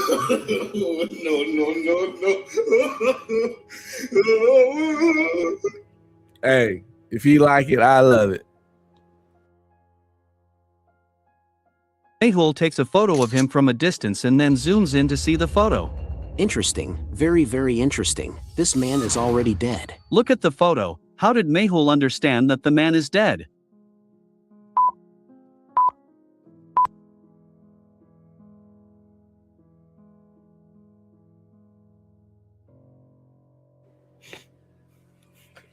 That nigga slumped. You can't make this shit up. You can't make this shit up. Well, detectives, let me know what y'all think. I have my answer. I noticed it immediately.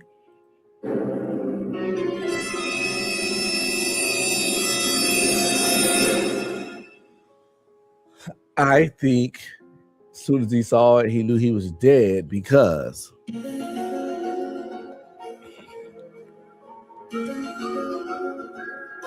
you look real close. It's ants on his collar and it's ants crawling on his neck. But even though the ants crawling on his neck, he just letting the ants crawl on his neck. He not brushing the ants off because dead niggas don't brush ants off.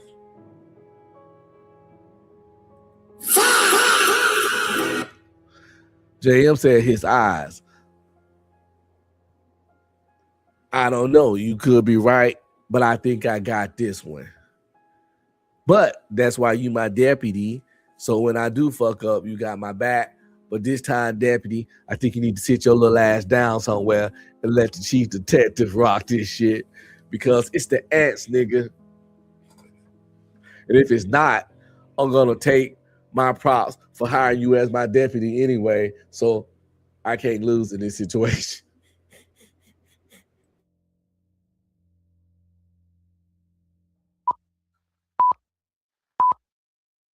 Pay attention, logical army.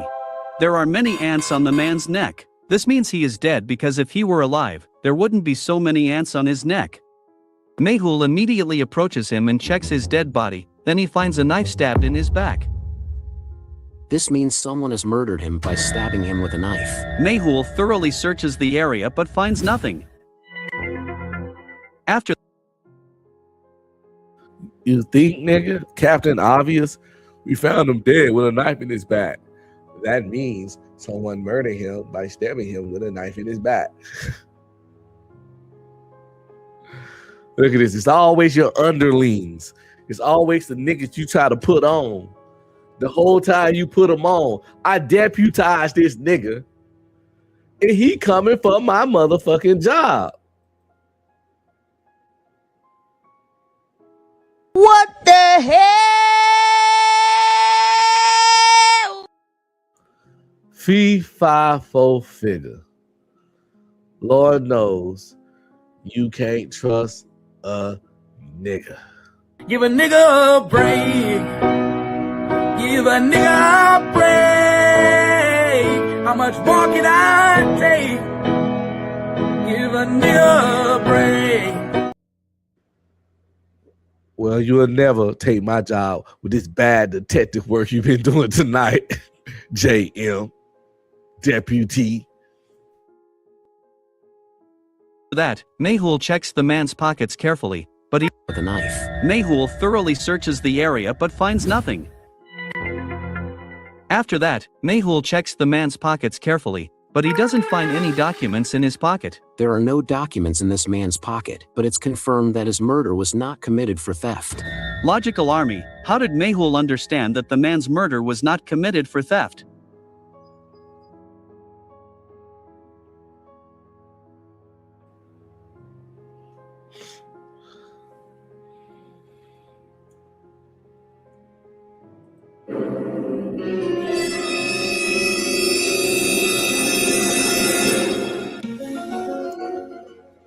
I think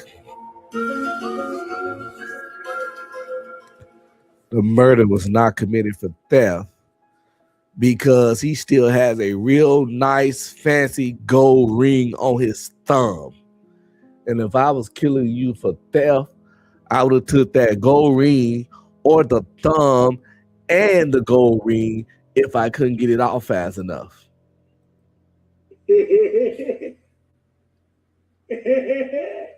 Let me know what y'all think in the chat. That's my story, and I'm sticking to it.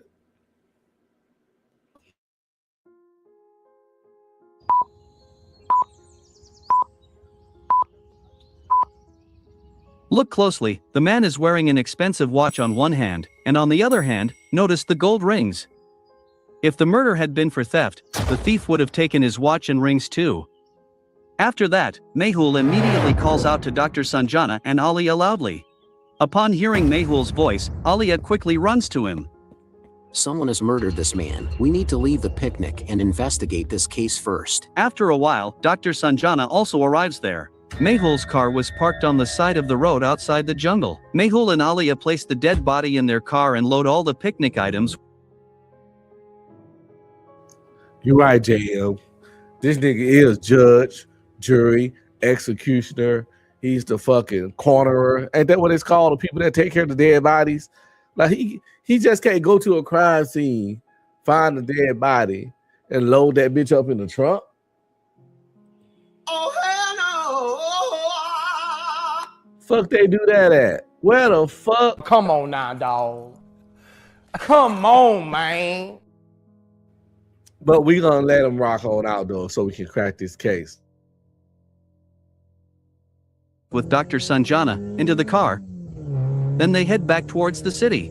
There were 3 routes from the jungle to the city. On the first route, there was a hungry and fierce lion sitting for 2 days. On the second route, there was a very large snake moving. On the third route, there were many thorns on the ground, and a pack of ferocious wolves was searching for prey. Can you tell which route Mehul will choose out of the 3?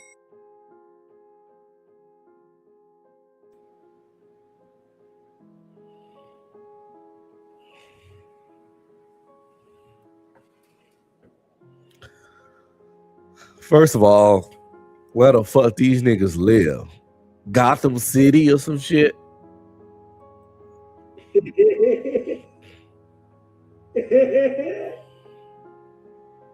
Fuck these niggas live. The goddamn, I don't goddamn know. These streets is rough. But what do y'all think? I'm going with C. I'm going with C because I think I can roll over some thorns and I can honk my horn and scare some wolves out the way, or I can have a better chance of running over some wolves. And I think you're right, JL, with the snake. But I had this thing about snakes that I wouldn't go that way. But that's just my personal, I don't fuck with snakes. So you're probably right, but I'm going with C because for me, for sure, that'll be the most easiest one.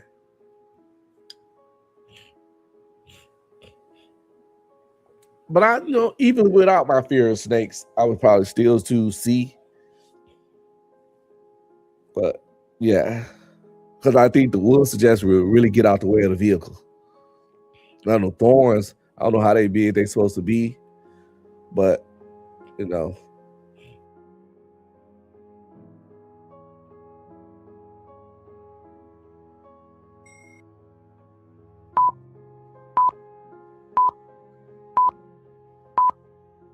Mayhole will take the second route because, upon closer inspection, it can be seen that the snake on the second route is moving in a straight line. Now, how can that be possible? Snakes always move in a zigzag motion when they slither, which means that this snake is fake. Mayhole takes the second route, and they all reach Dr. Sanjana's lab.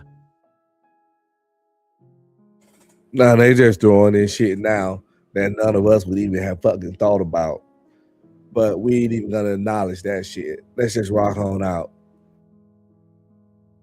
Dr. Sanjana opens the lab door with her fingerprint, and Mayhole enters with the dead body of the man. Dr. Sanjana prepares the post-mortem report of the man and informs Mayhole that the man was not killed by stabbing but rather by a special poison, which can only be found in a city lab. Interesting. Very, very interesting. This means he was killed by poison, and the murderer must have stabbed him later to mislead us. We need to gather information about all the labs. And immediately asks Alia to bring reports from all the labs in the city so they can determine which lab the poison came from. Suddenly, Mayhole receives a call from Bulbulay, a scientist, who informs him that the special poison he created in his lab has been stolen. Interesting. Very, very interesting. It seems the murderer stole the poison from the scientist's lab. Mayhole immediately... Oh, you're gonna report it stolen after a nigga died from it? How convenient, right? How convenient. That's like reporting your car stolen after it was used in a bank robbery. I ain't saying you did it, but you definitely finna be a goddamn suspect. Starts heading to scientist's house in his car. However, to reach the scientist, he needs to navigate through a maze, logical army. Can you tell Mayhole which route he should take, A, B, C, or D to reach the scientist?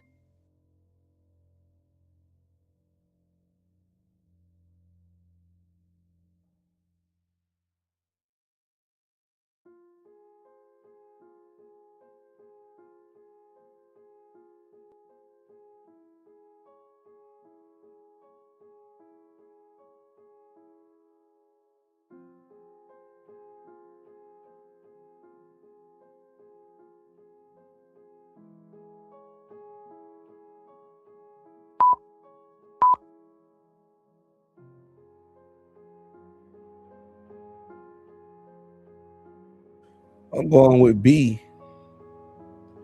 I'm going with B. I mapped it out just then real quick. And that's the one I'm rocking with. Let me know in the chat which ones y'all pick. We're going to let it sit for a little bit. We're going to let this one sit.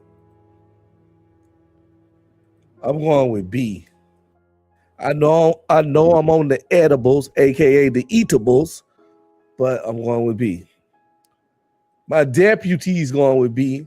So if his slow ass think it's B, then I know it's B.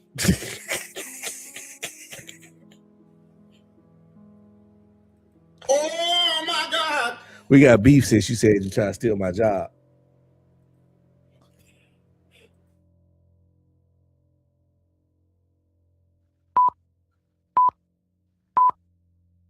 The route labeled B is the correct one.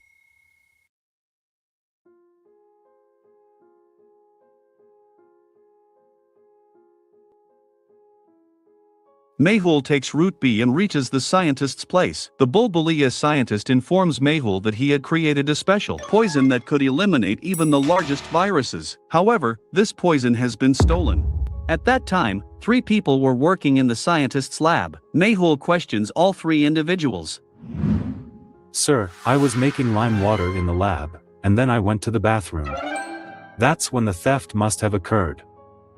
Sir, I was researching on hair. Look, I still have some hair left. Sir, I've been working since morning, and while working, I finished 3 or 4 coffees. Look at the number of cups. After hearing all 3 statements, Mayhole understands who is lying. Can you tell me who is lying among the 3?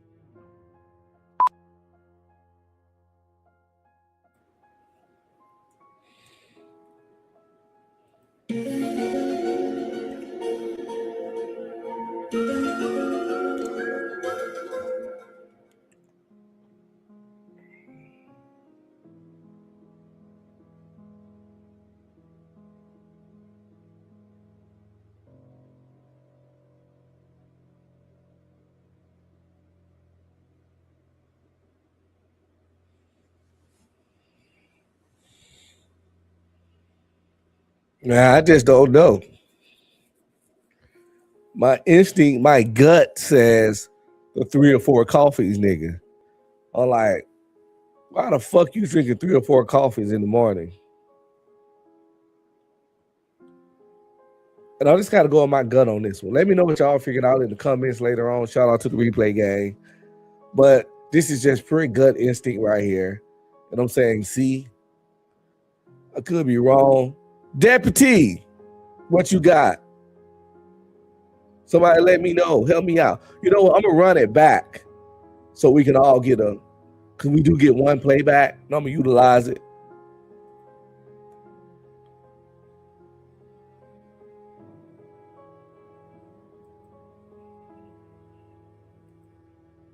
Mayhul takes Route B and reaches the scientist's place. The Bulbalia scientist informs Mayhul that he had created a special poison that could eliminate even the largest viruses. However, this poison has been stolen. At that time, 3 people were working in the scientist's lab. Mayhul questions all 3 individuals. Sir, I was making lime water in the lab, and then I went to the bathroom. That's when the theft must have occurred. Sir, I was researching on hair. Look, I still have some hair left. Sir, I've been working since morning, and while working, I finished 3 or 4 coffees. Look at the number of cups. After hearing all 3 statements, Mayhul understands who is lying. Can you tell me who is lying among the 3?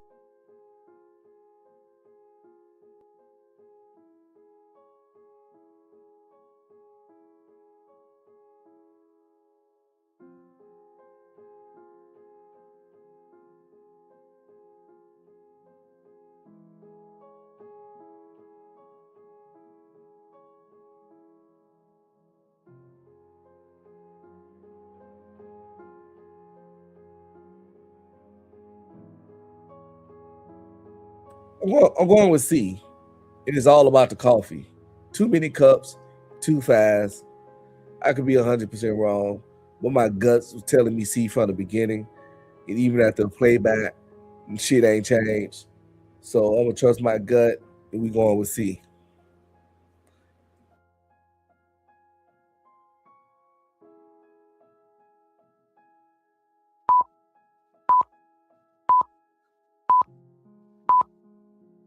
The first person is lying because of his lime water. It's still fully dissolved. If he had been making lime water a while ago, the lime particles would have settled, and a milky... We wrong as fuck, I guess. And it's, listen, players fuck up sometimes too. Boom, bam, bop, bada bop, boom, pow. Listen, I'm pretty sure Sherlock Holmes got it wrong occasionally.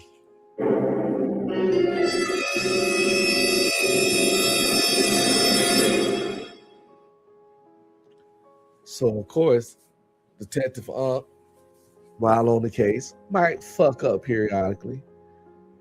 But we still gonna get back to it because that's the only way to motherfucking do it, obviously. To super chat or donate, hit the Ko-fi link pinned to the top of the chat. Any support would be appreciated. If you want to support, hit up my Cash App at $UncBeStreaming. Any donation will be greatly appreciated.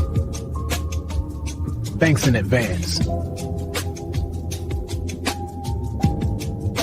Give a nigga a break. Give a nigga a break. How much more can I take? Give a nigga a break.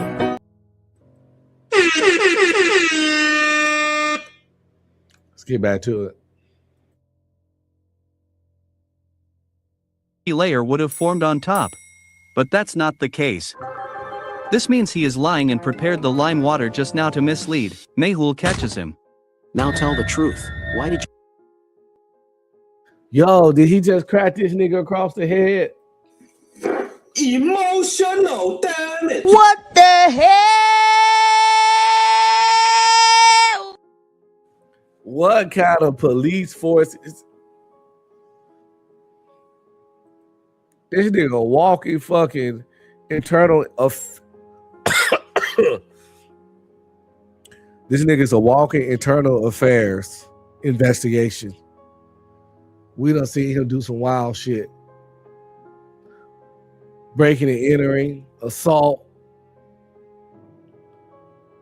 Nigga just bad. The nigga's above the law. The nigga like Dirty Harry.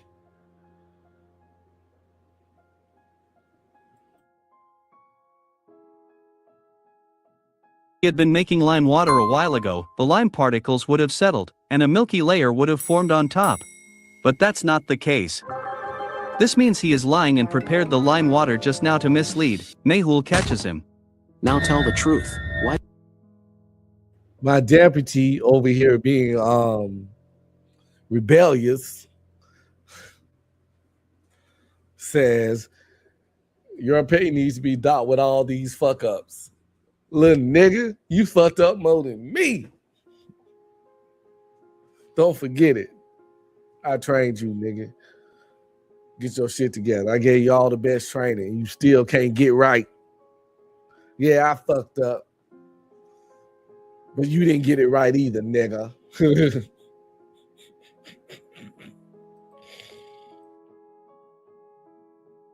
Did you steal the poison from Bulbulea scientist? The man then reveals that Mr. John had given him 10,000 Indian rupees and asked him to steal the poison.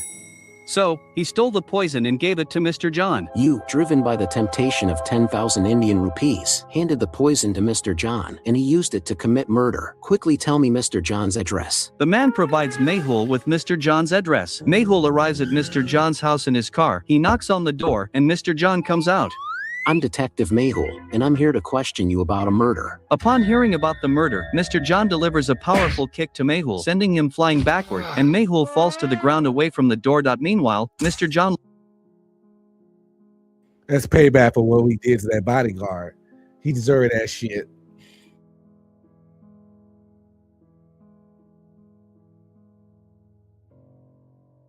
delivers a powerful kick to Mehul, sending him flying backward, and Mehul falls to the ground away from the door. Meanwhile, Mr. John locks the door from the inside.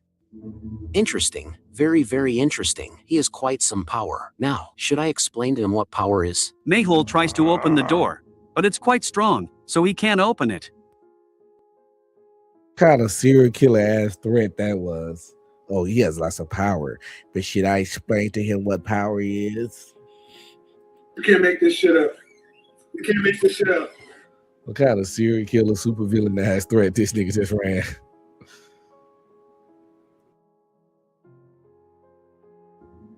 Now, Mehul has three options to enter the house. The first wall has a pipe attached, the second has an open window to the adjacent room, and the third has a piece of rope tied to it. Can you tell which option Mehul will choose among the three?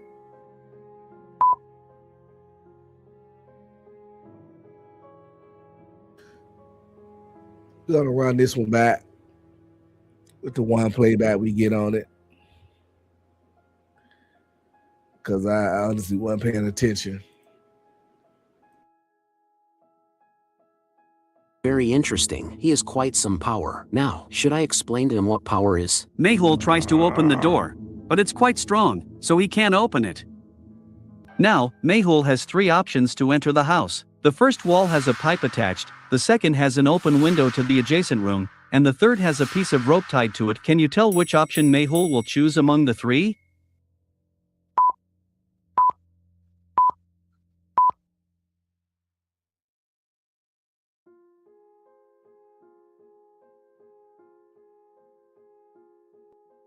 I'm going with A, people. We're going with A. That rope, I don't know what the fuck they talking about. B, no, because that chick walking around back and forth with her bad built ass. So we're going to try A. Let me know what you got, deputy, before I push the button. I don't trust you. Pick one. Pick one, Nicklet.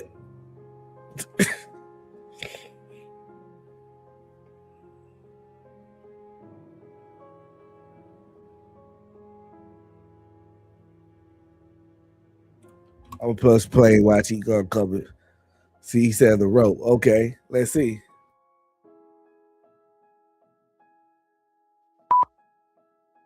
Mehul cannot go over the pipe because it has many hooks on it. He will slip.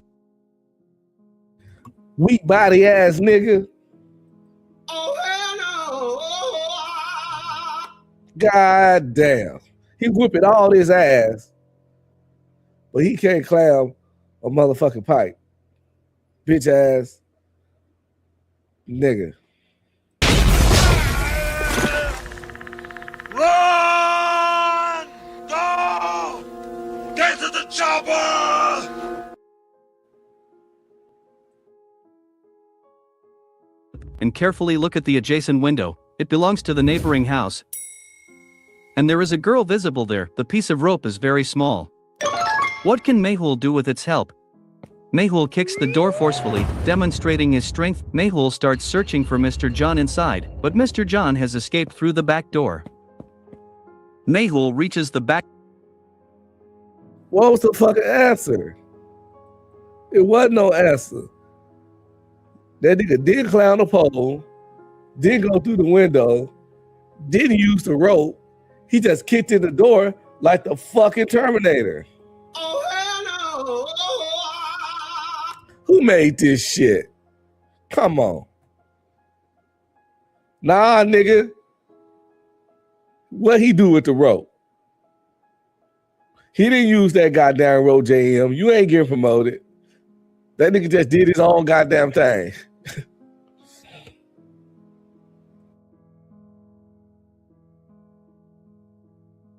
Door of the house.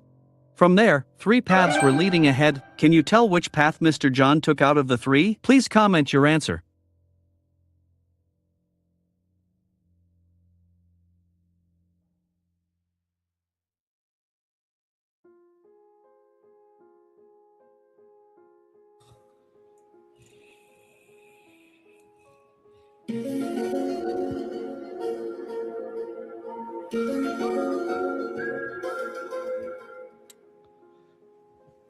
Detective Unc is gonna say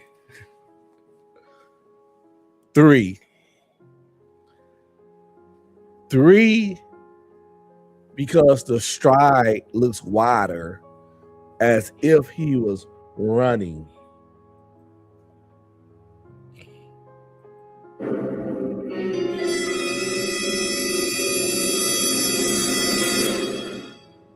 Let me know what y'all think in the chat.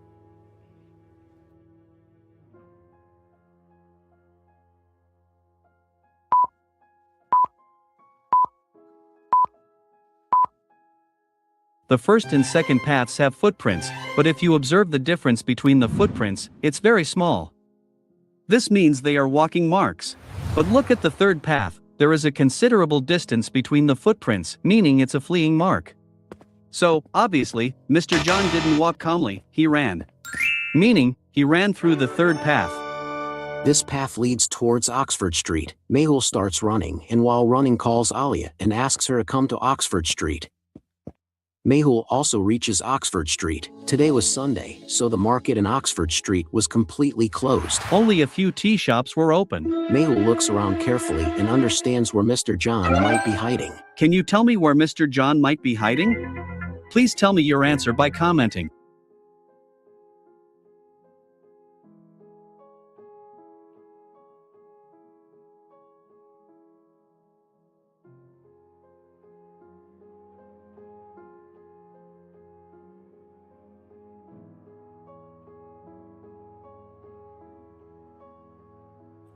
Why this nigga hiding there, yo? Have a play out. I need to play my thinking music.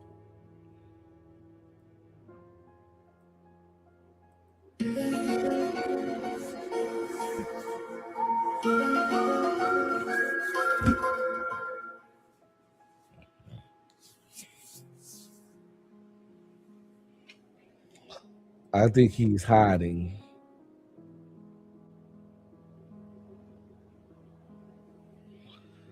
I'm about to run this one back. Get a playback on this one. Because I don't know. Maybe I missed something. Small. This means they are walking marks. But look at the third path, there is a considerable distance between the footprints, meaning it's a fleeing mark. So, obviously, Mr. John didn't walk calmly, he ran. Meaning, he ran through the third path. This path leads towards Oxford Street. Mehul starts running, and while running calls Alia and asks her to come to Oxford Street. Mehul also reaches Oxford Street. Today was Sunday, so the market in Oxford Street was completely closed. Only a few tea shops were open. Mehul looks around carefully and understands where Mr. John might be hiding. Can you tell me where Mr. John might be hiding? Please tell me your answer by commenting.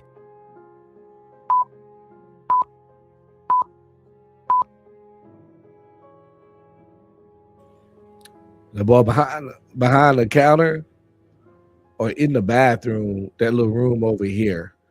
I guess that's supposed to be a bathroom or a side room. Yeah, I'll check that out.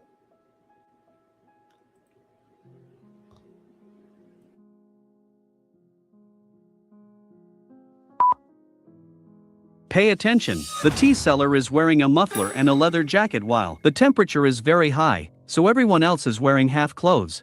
This man may not be Mr. John, but even in this heat, he's wearing a leather jacket. He must be trying to hide. But before Mehul could take any action, the man takes out a gun from his jacket and starts firing at Mehul. Mehul takes cover behind the drum, dodging the bullets. The man in the jacket continues firing. This nigga done backflipped another bullet. You can't make this shit up. You can't make this shit up. Who is this guy? Who is this guy? Continuously, several bullet holes appear in Mehul's drum. Mehul takes out his revolver and starts firing back at the man. Seeing the gun in Mehul's hand, the man in the jacket also takes cover behind the wall.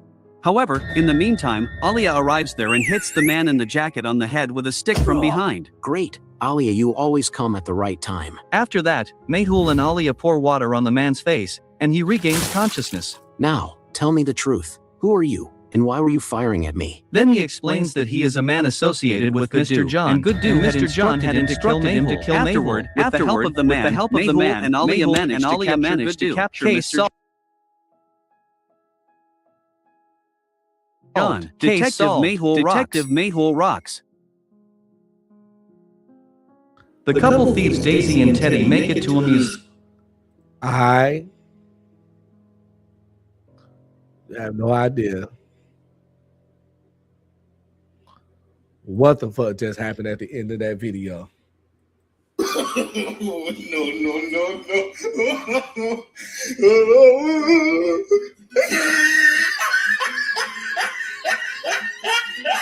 No idea at all. I just know his assistant, that the second route either because she definitely has no problem cracking motherfuckers upside the head.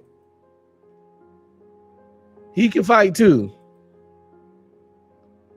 but she don't fuck around at all.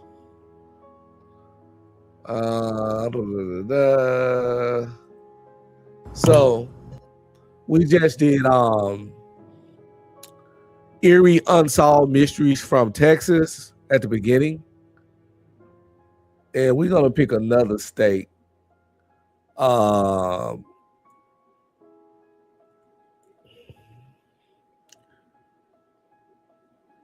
We got Pennsylvania, Alabama, Missouri,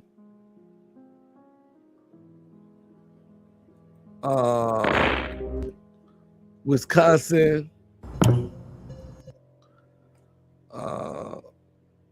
Rhode Island, Utah, Washington, Arizona, Florida. I think we're gonna go with Florida because Florida is notoriously a wild place. So we're gonna do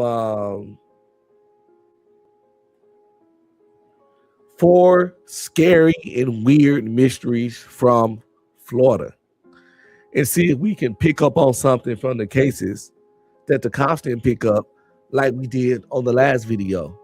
because I identified a suspect, and yeah, they might need to check that guy for sure.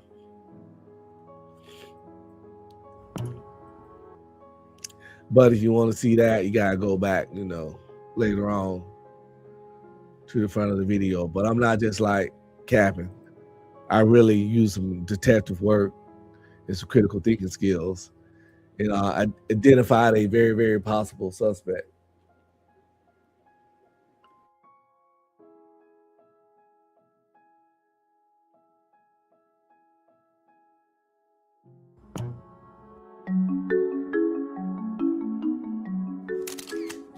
Four scary and weird mysteries from Florida.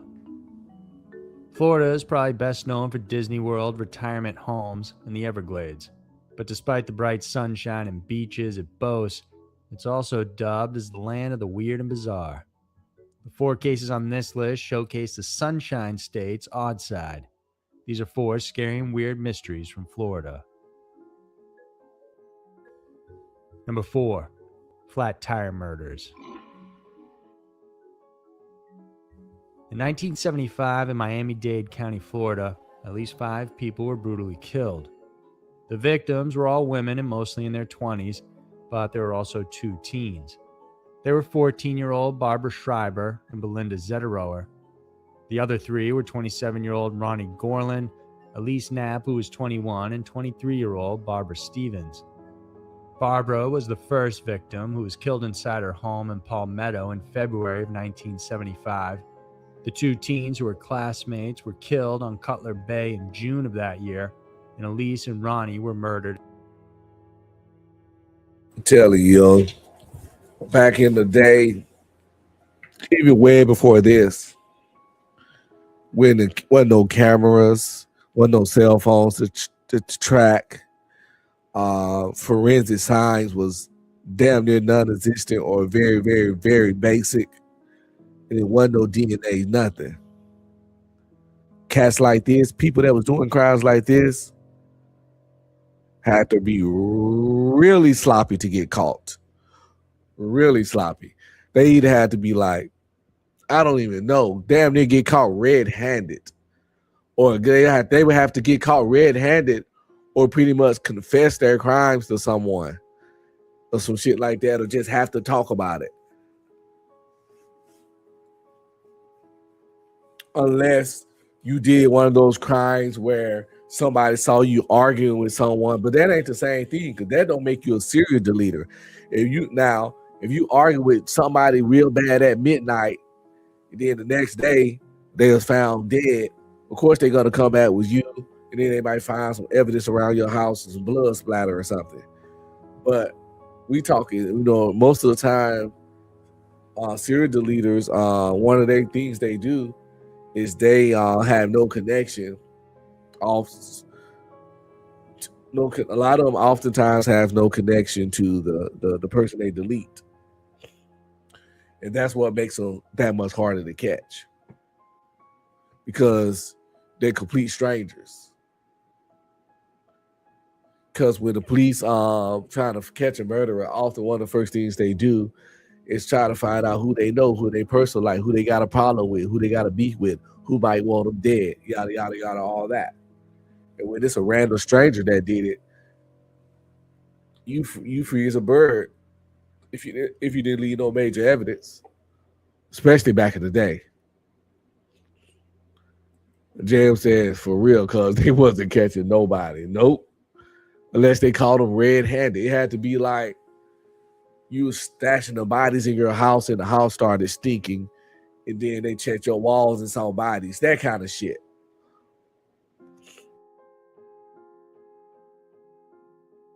In July, detectives first noticed the connection between the Knapp and Gorling inside her home in Palmetto in February of 1975. The 2 teens who were classmates were killed on Cutler Bay in June of that year, and Elise and Ronnie were murdered in July. Detectives first noticed the connection between the Knapp and Gorling case. The last 3 cases were only connected in 2011 when a medical examiner found the connection to the same killer. Detectives theorized that the killer had stalked his victims and for the majority of them punctured their car tires and approached them pretending to offer assistance. What's strange with this case is the fact that there are other similar cases of missing women all around the country running from Florida to California. All of the women inexplicably disappeared. Some of them were seen with an unidentified male helping them on the side of the road. In most cases, their vehicles would be found later, abandoned with a flat tire. It's unclear whether the Florida flat tire killer was the same person going around the country in the 70s killing women and punching holes, but it could be a likely possibility. After all, the Florida killer was never arrested, and those cases remain open even today. Police say that even though there were only 5 victims, Tell you, yo, that's how these cats is getting away with murder, yo. You could be a truck driver. Think about it, you could be a truck driver and you deleting chicks and random little stops with the lack of cameras and forensic fucking research and DNA stuff and all that. These are complete strangers. They can't connect you to them. They weren't really checking people comings and goings like that. You didn't have no home or nothing, no connection to the community whatsoever. Nobody know your face, know your name. You in and out. Or if you want those drifting ass dudes that go from city to city doing odd jobs and you down there living in your car, you could just be a highway killing, drifting ass, city hopping ass fucking killer and live to a ripe old age, never getting caught. You didn't stop doing that shit till you just didn't want to do it no more.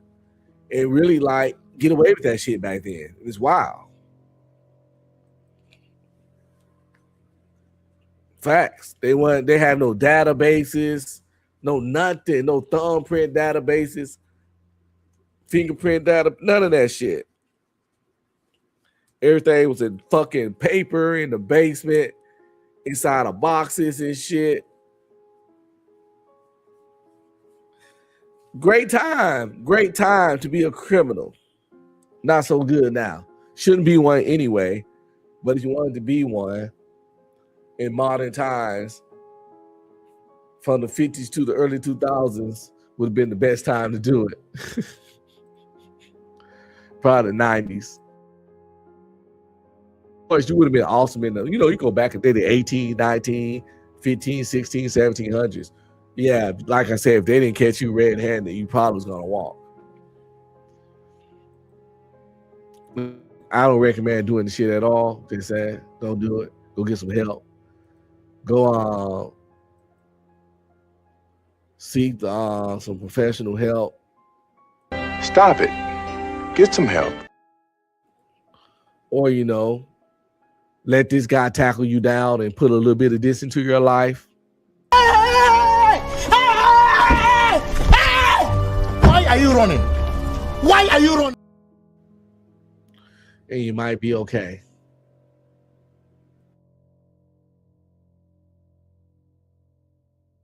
victims in the Sunshine State, the killer could have traveled and killed as many as 30 women.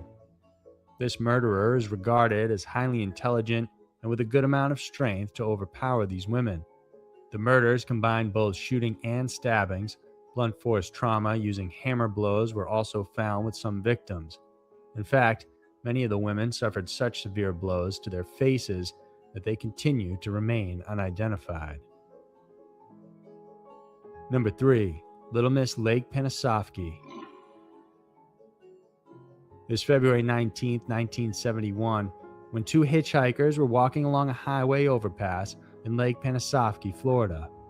That's when they looked down and noticed a partially submerged body of a woman floating underneath the overpass. Police retrieved the corpse and began their bid to identify the victim.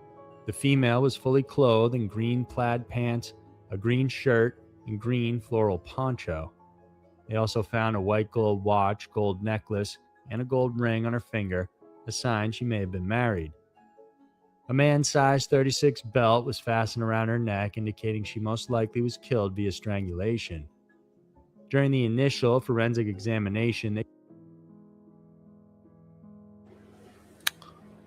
husband boyfriend, fiance, side piece, somebody she was connected to romantically, fucking, talking to. I would have dug into her life so deep. My fingers would have smelled like her butt crack.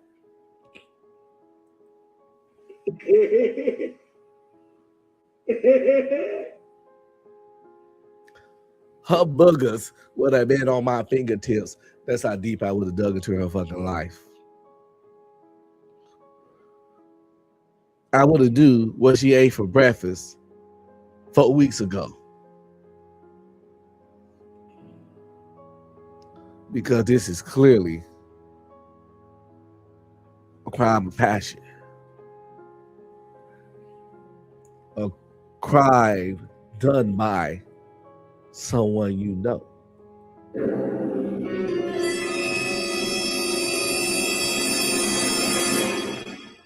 But if it's on what we're watching right now, we know this shit wasn't solved. So let's get back to it, unfortunately. They concluded the woman had been dead for 30 days before being discovered.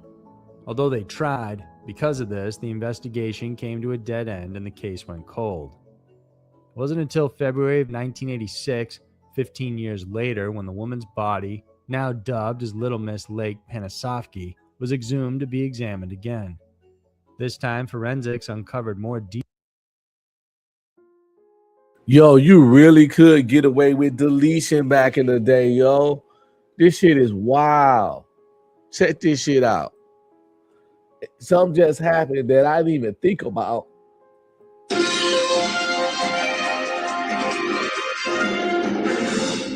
Tactical nuke incoming!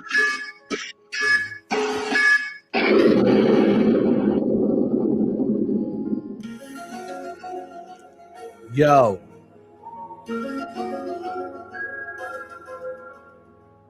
We was talking about earlier that people can get away with murder so easy back in the day because of the lack of cell phones, the lack of forensic technology and DNA technology and cameras everywhere, and the fact that they didn't have the DNA databases and databases in general, which is all true. But what we just saw now was so wild. You could, with all that stuff included, you also could get away with being a killer because they had a hard ass time identifying the goddamn victim. You can't catch the leader 9 times out of 10 when you don't even know who the fuck the victim is. Boom, bam, bop, bada bop, boom, pow. Because oftentimes, to get the murderer, you gotta reverse engineer the victim's life and find out with who they know, where they been, where they hang, what they do, yada, yada, yada. But you gotta think about it, without the forensic stuff, if the body don't get found at a certain time or come to a certain level of decay, there wasn't no DNA databases, and you were to burn bodies back then, it wasn't a lot. Look, man, listen, people been getting away with MURD, I don't know, did I spell it right? ER. Murder. Oh, I'm sick. Yo, it just makes you think though, how many people did heinous crimes back in the 40s, 50s, 60s, and 70s. Well, we know it's a whole bunch of bad things done to people of color, like straight up murders. And they definitely got away with that. But that wasn't even investigated because we know how the times were. But what about all the people that, which I'm not downplaying those, But it's also been a lot of people that they was actually trying to catch that got away with it just because the processes themselves really fucking suck. But let's get back to the video.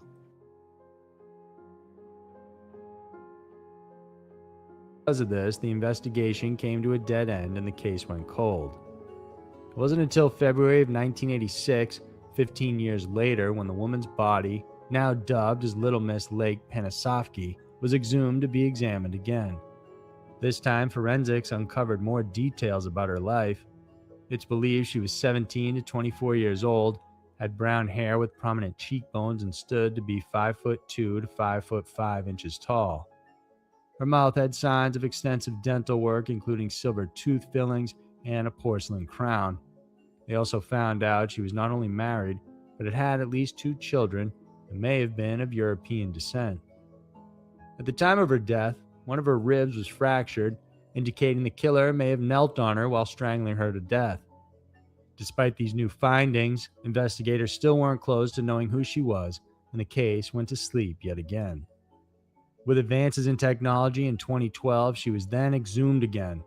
This time, investigators were sure she was European and even narrowed it down to a possible location around Athens, Greece. When forensics tested her hair, it was discovered she was new to Florida, likely living there less than 2 months before she died. At the same time, facial reconstruction of the victim was released, and the case was featured on a Greek missing person show. One viewer called in saying the missing woman and the reconstruction looked like a friend of hers named Konstantina. She said Konstantina and her went to school together in a small suburb of Athens. She told investigators that both of them, along with some of the other girls, were part of a school program that would send them to Australia or the United States to work as domestic help for 2 years. The caller said she lost contact with Konstantina in 1970 when she was sent to Australia for the program, while Konstantina was sent to the U.S. Despite having a possible identity, however, no further information has surfaced whether Konstantina is indeed Little Miss Panisovsky. However, Konstantina still remains missing to this day, and even more jarring, the killer also remains unidentified. I bet he do. I bet he is unidentified. This is wild. Crazy, yo. We think about it. They don't even know, like I said, they don't even know who the victim is. How you gonna catch the killer?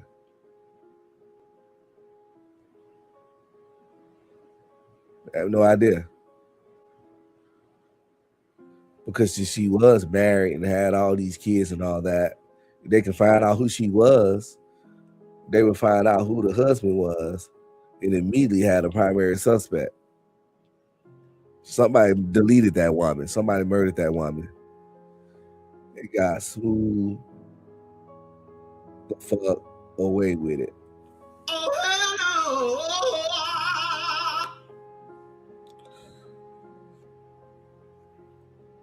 Don't worry about it, people. And you're a believer, they're going to get theirs at the pearly gates.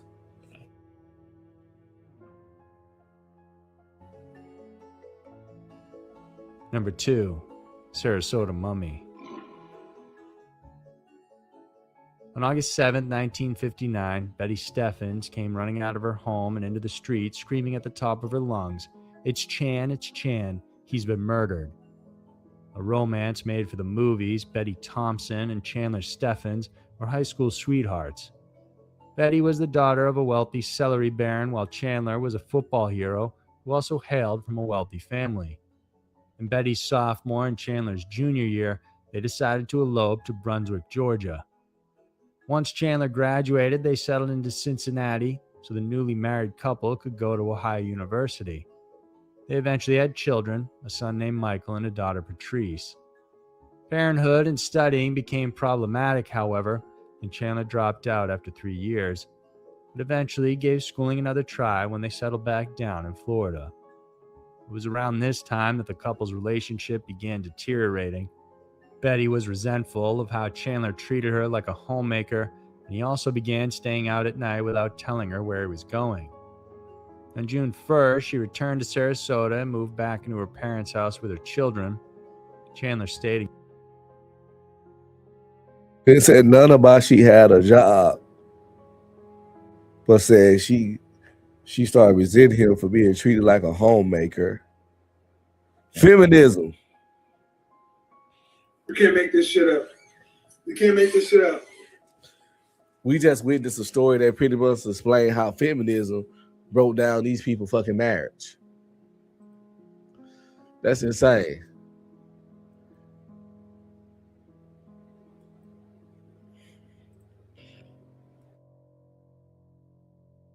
relationship began deteriorating.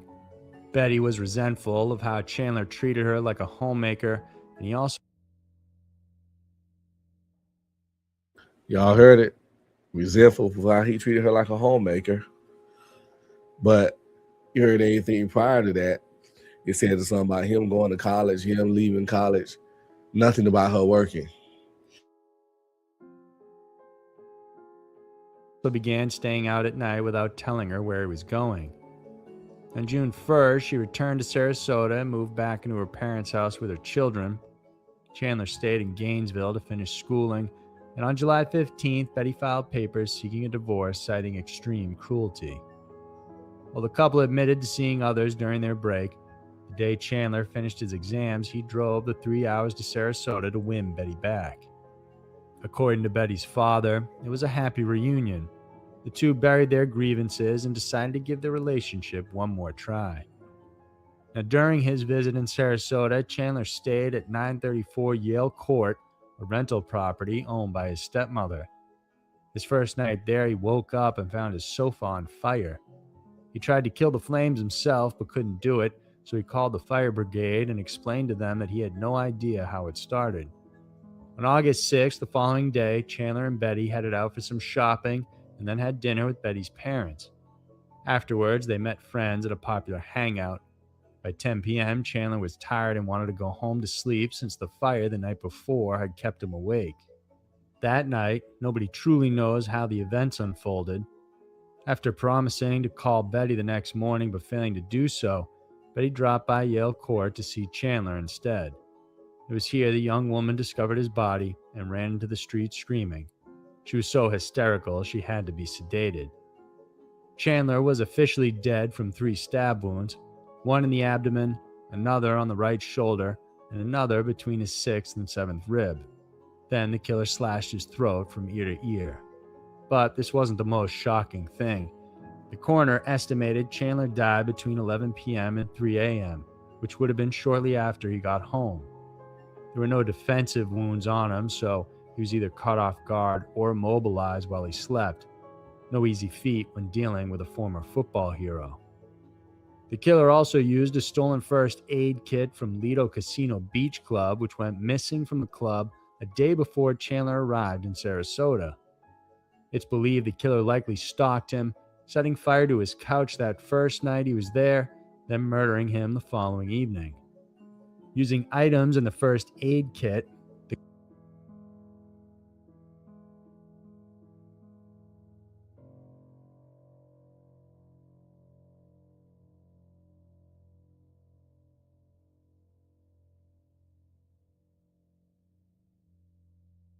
She lined that boy up, yo.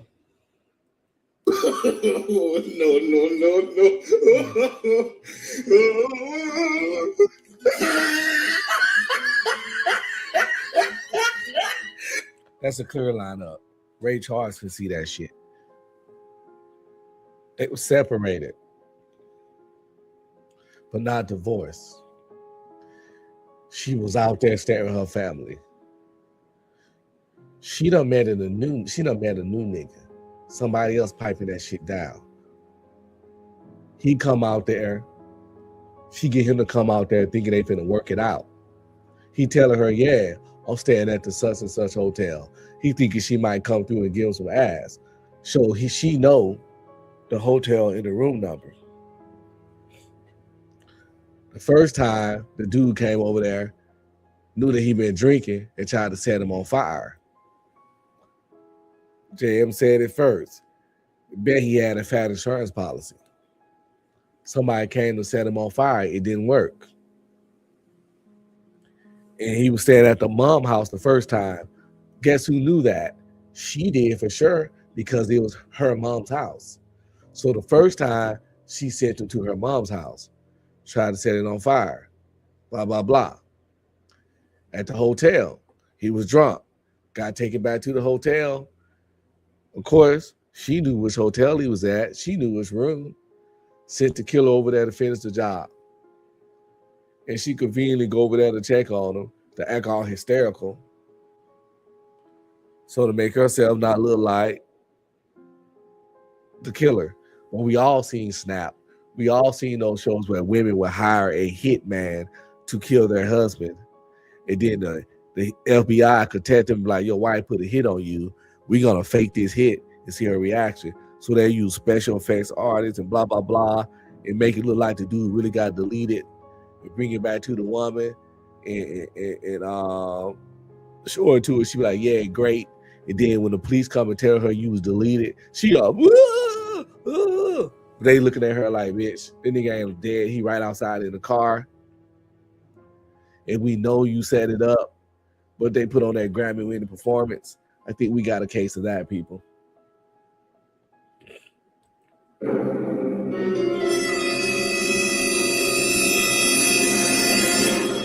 How the police let this shit get unsolved, I don't fucking know. This shit is clear.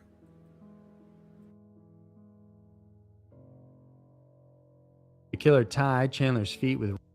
It's believed the killer likely stalked him, setting fire to his couch that first night he was there, then murdering him the following evening. Using items in the first aid kit, the killer tied. It made more sense that the killer stalked him and didn't know he was coming already because he told that woman he was coming. You can't make this shit up. You can't make this shit up. Chandler's feet with rope and his hands behind his back. Then he cut an electrical fan cord to use as a makeshift garrote, hooking it to the binding holding Chandler's hands. With this setup, every movement Chandler made caused him to choke himself. Afterwards, the killer closed the window, turned on the lights, and began his work. He took surgical tape and began cutting it up. Each piece was placed on Chandler's face to make a mask that only left 2 small holes for the nostrils so he could breathe. After he was done making it, his final act was to stab Chandler using a small cork-handled knife from the kit. The killer then went to the bathroom, washed up, and packed up the first aid kit. He also took $70 from the victim's wallet, but police believe this was an afterthought. Although he took pains to bring his kit with him, he left behind the gruesome mask he expertly fashioned, likely to add to the shock factor. Since then, Chandler Steffen's killing has been dubbed as the Sarasota mummy murder. Police tried to pursue suspects and checked various angles, hoping to find some breakthrough on who might have killed the 22-year-old, but it was a dead end. Although the murder may have been premeditated, police believe Chandler was chosen at random and that a stranger killed him. Even after years of examination, no leads have been brought up. In 1988, the mask was sent to the FBI hoping forensics would find something new, but they concluded the killer may have worn gloves while handling the tape. To this day, the Random my ass.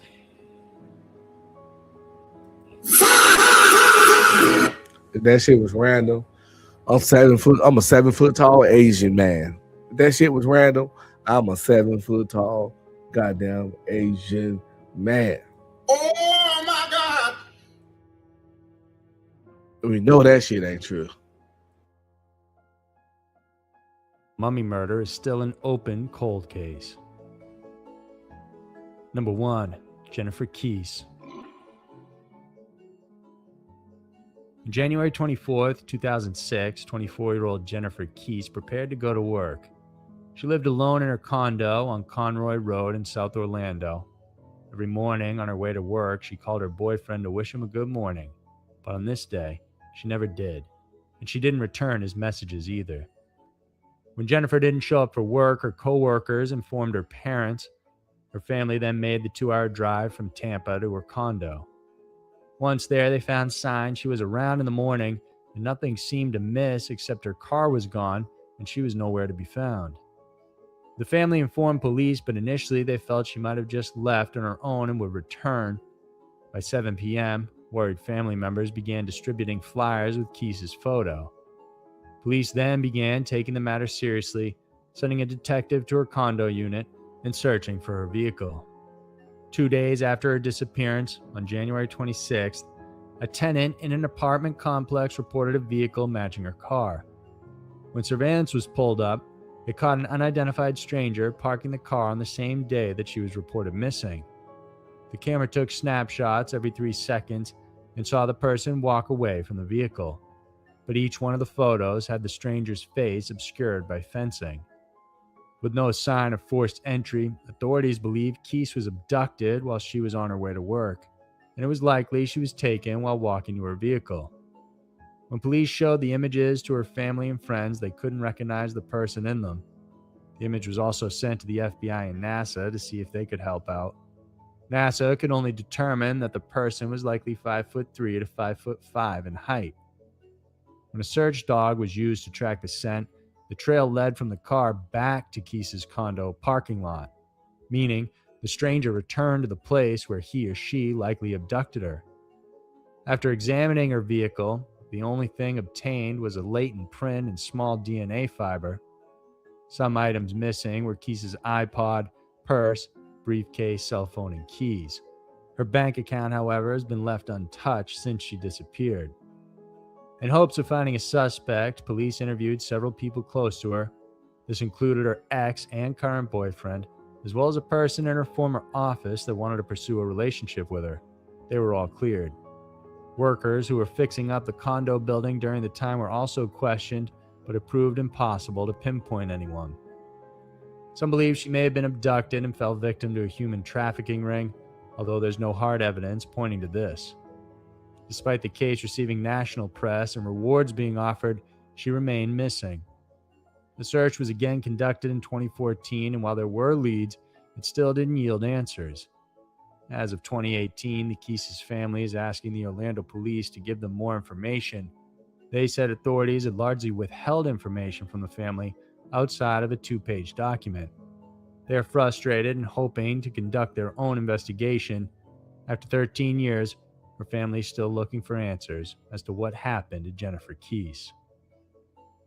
So there were 4 scary and weird mysteries from Florida. It may be known for beaches and sunshine, but it's undeniable Florida.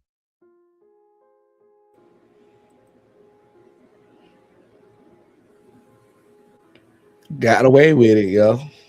Another one done got away with it, people.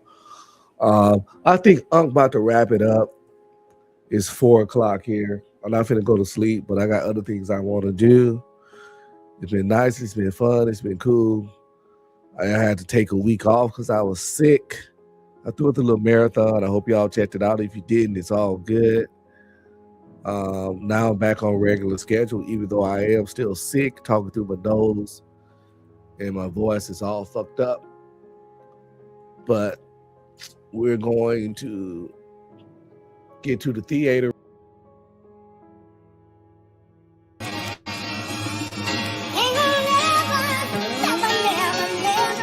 Type shit.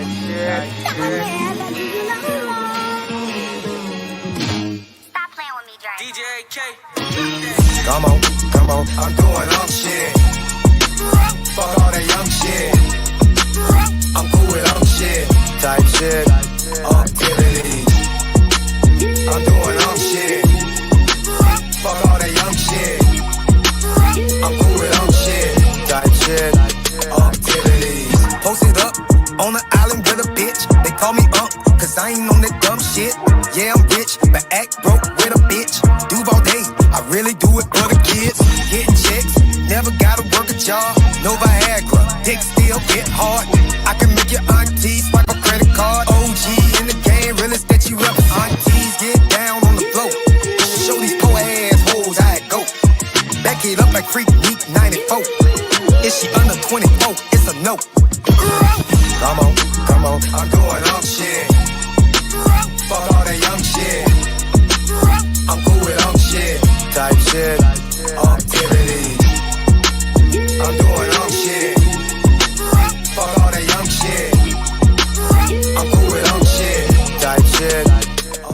What's up, nieces and nephews? Don't forget to like, subscribe, comment, and please share.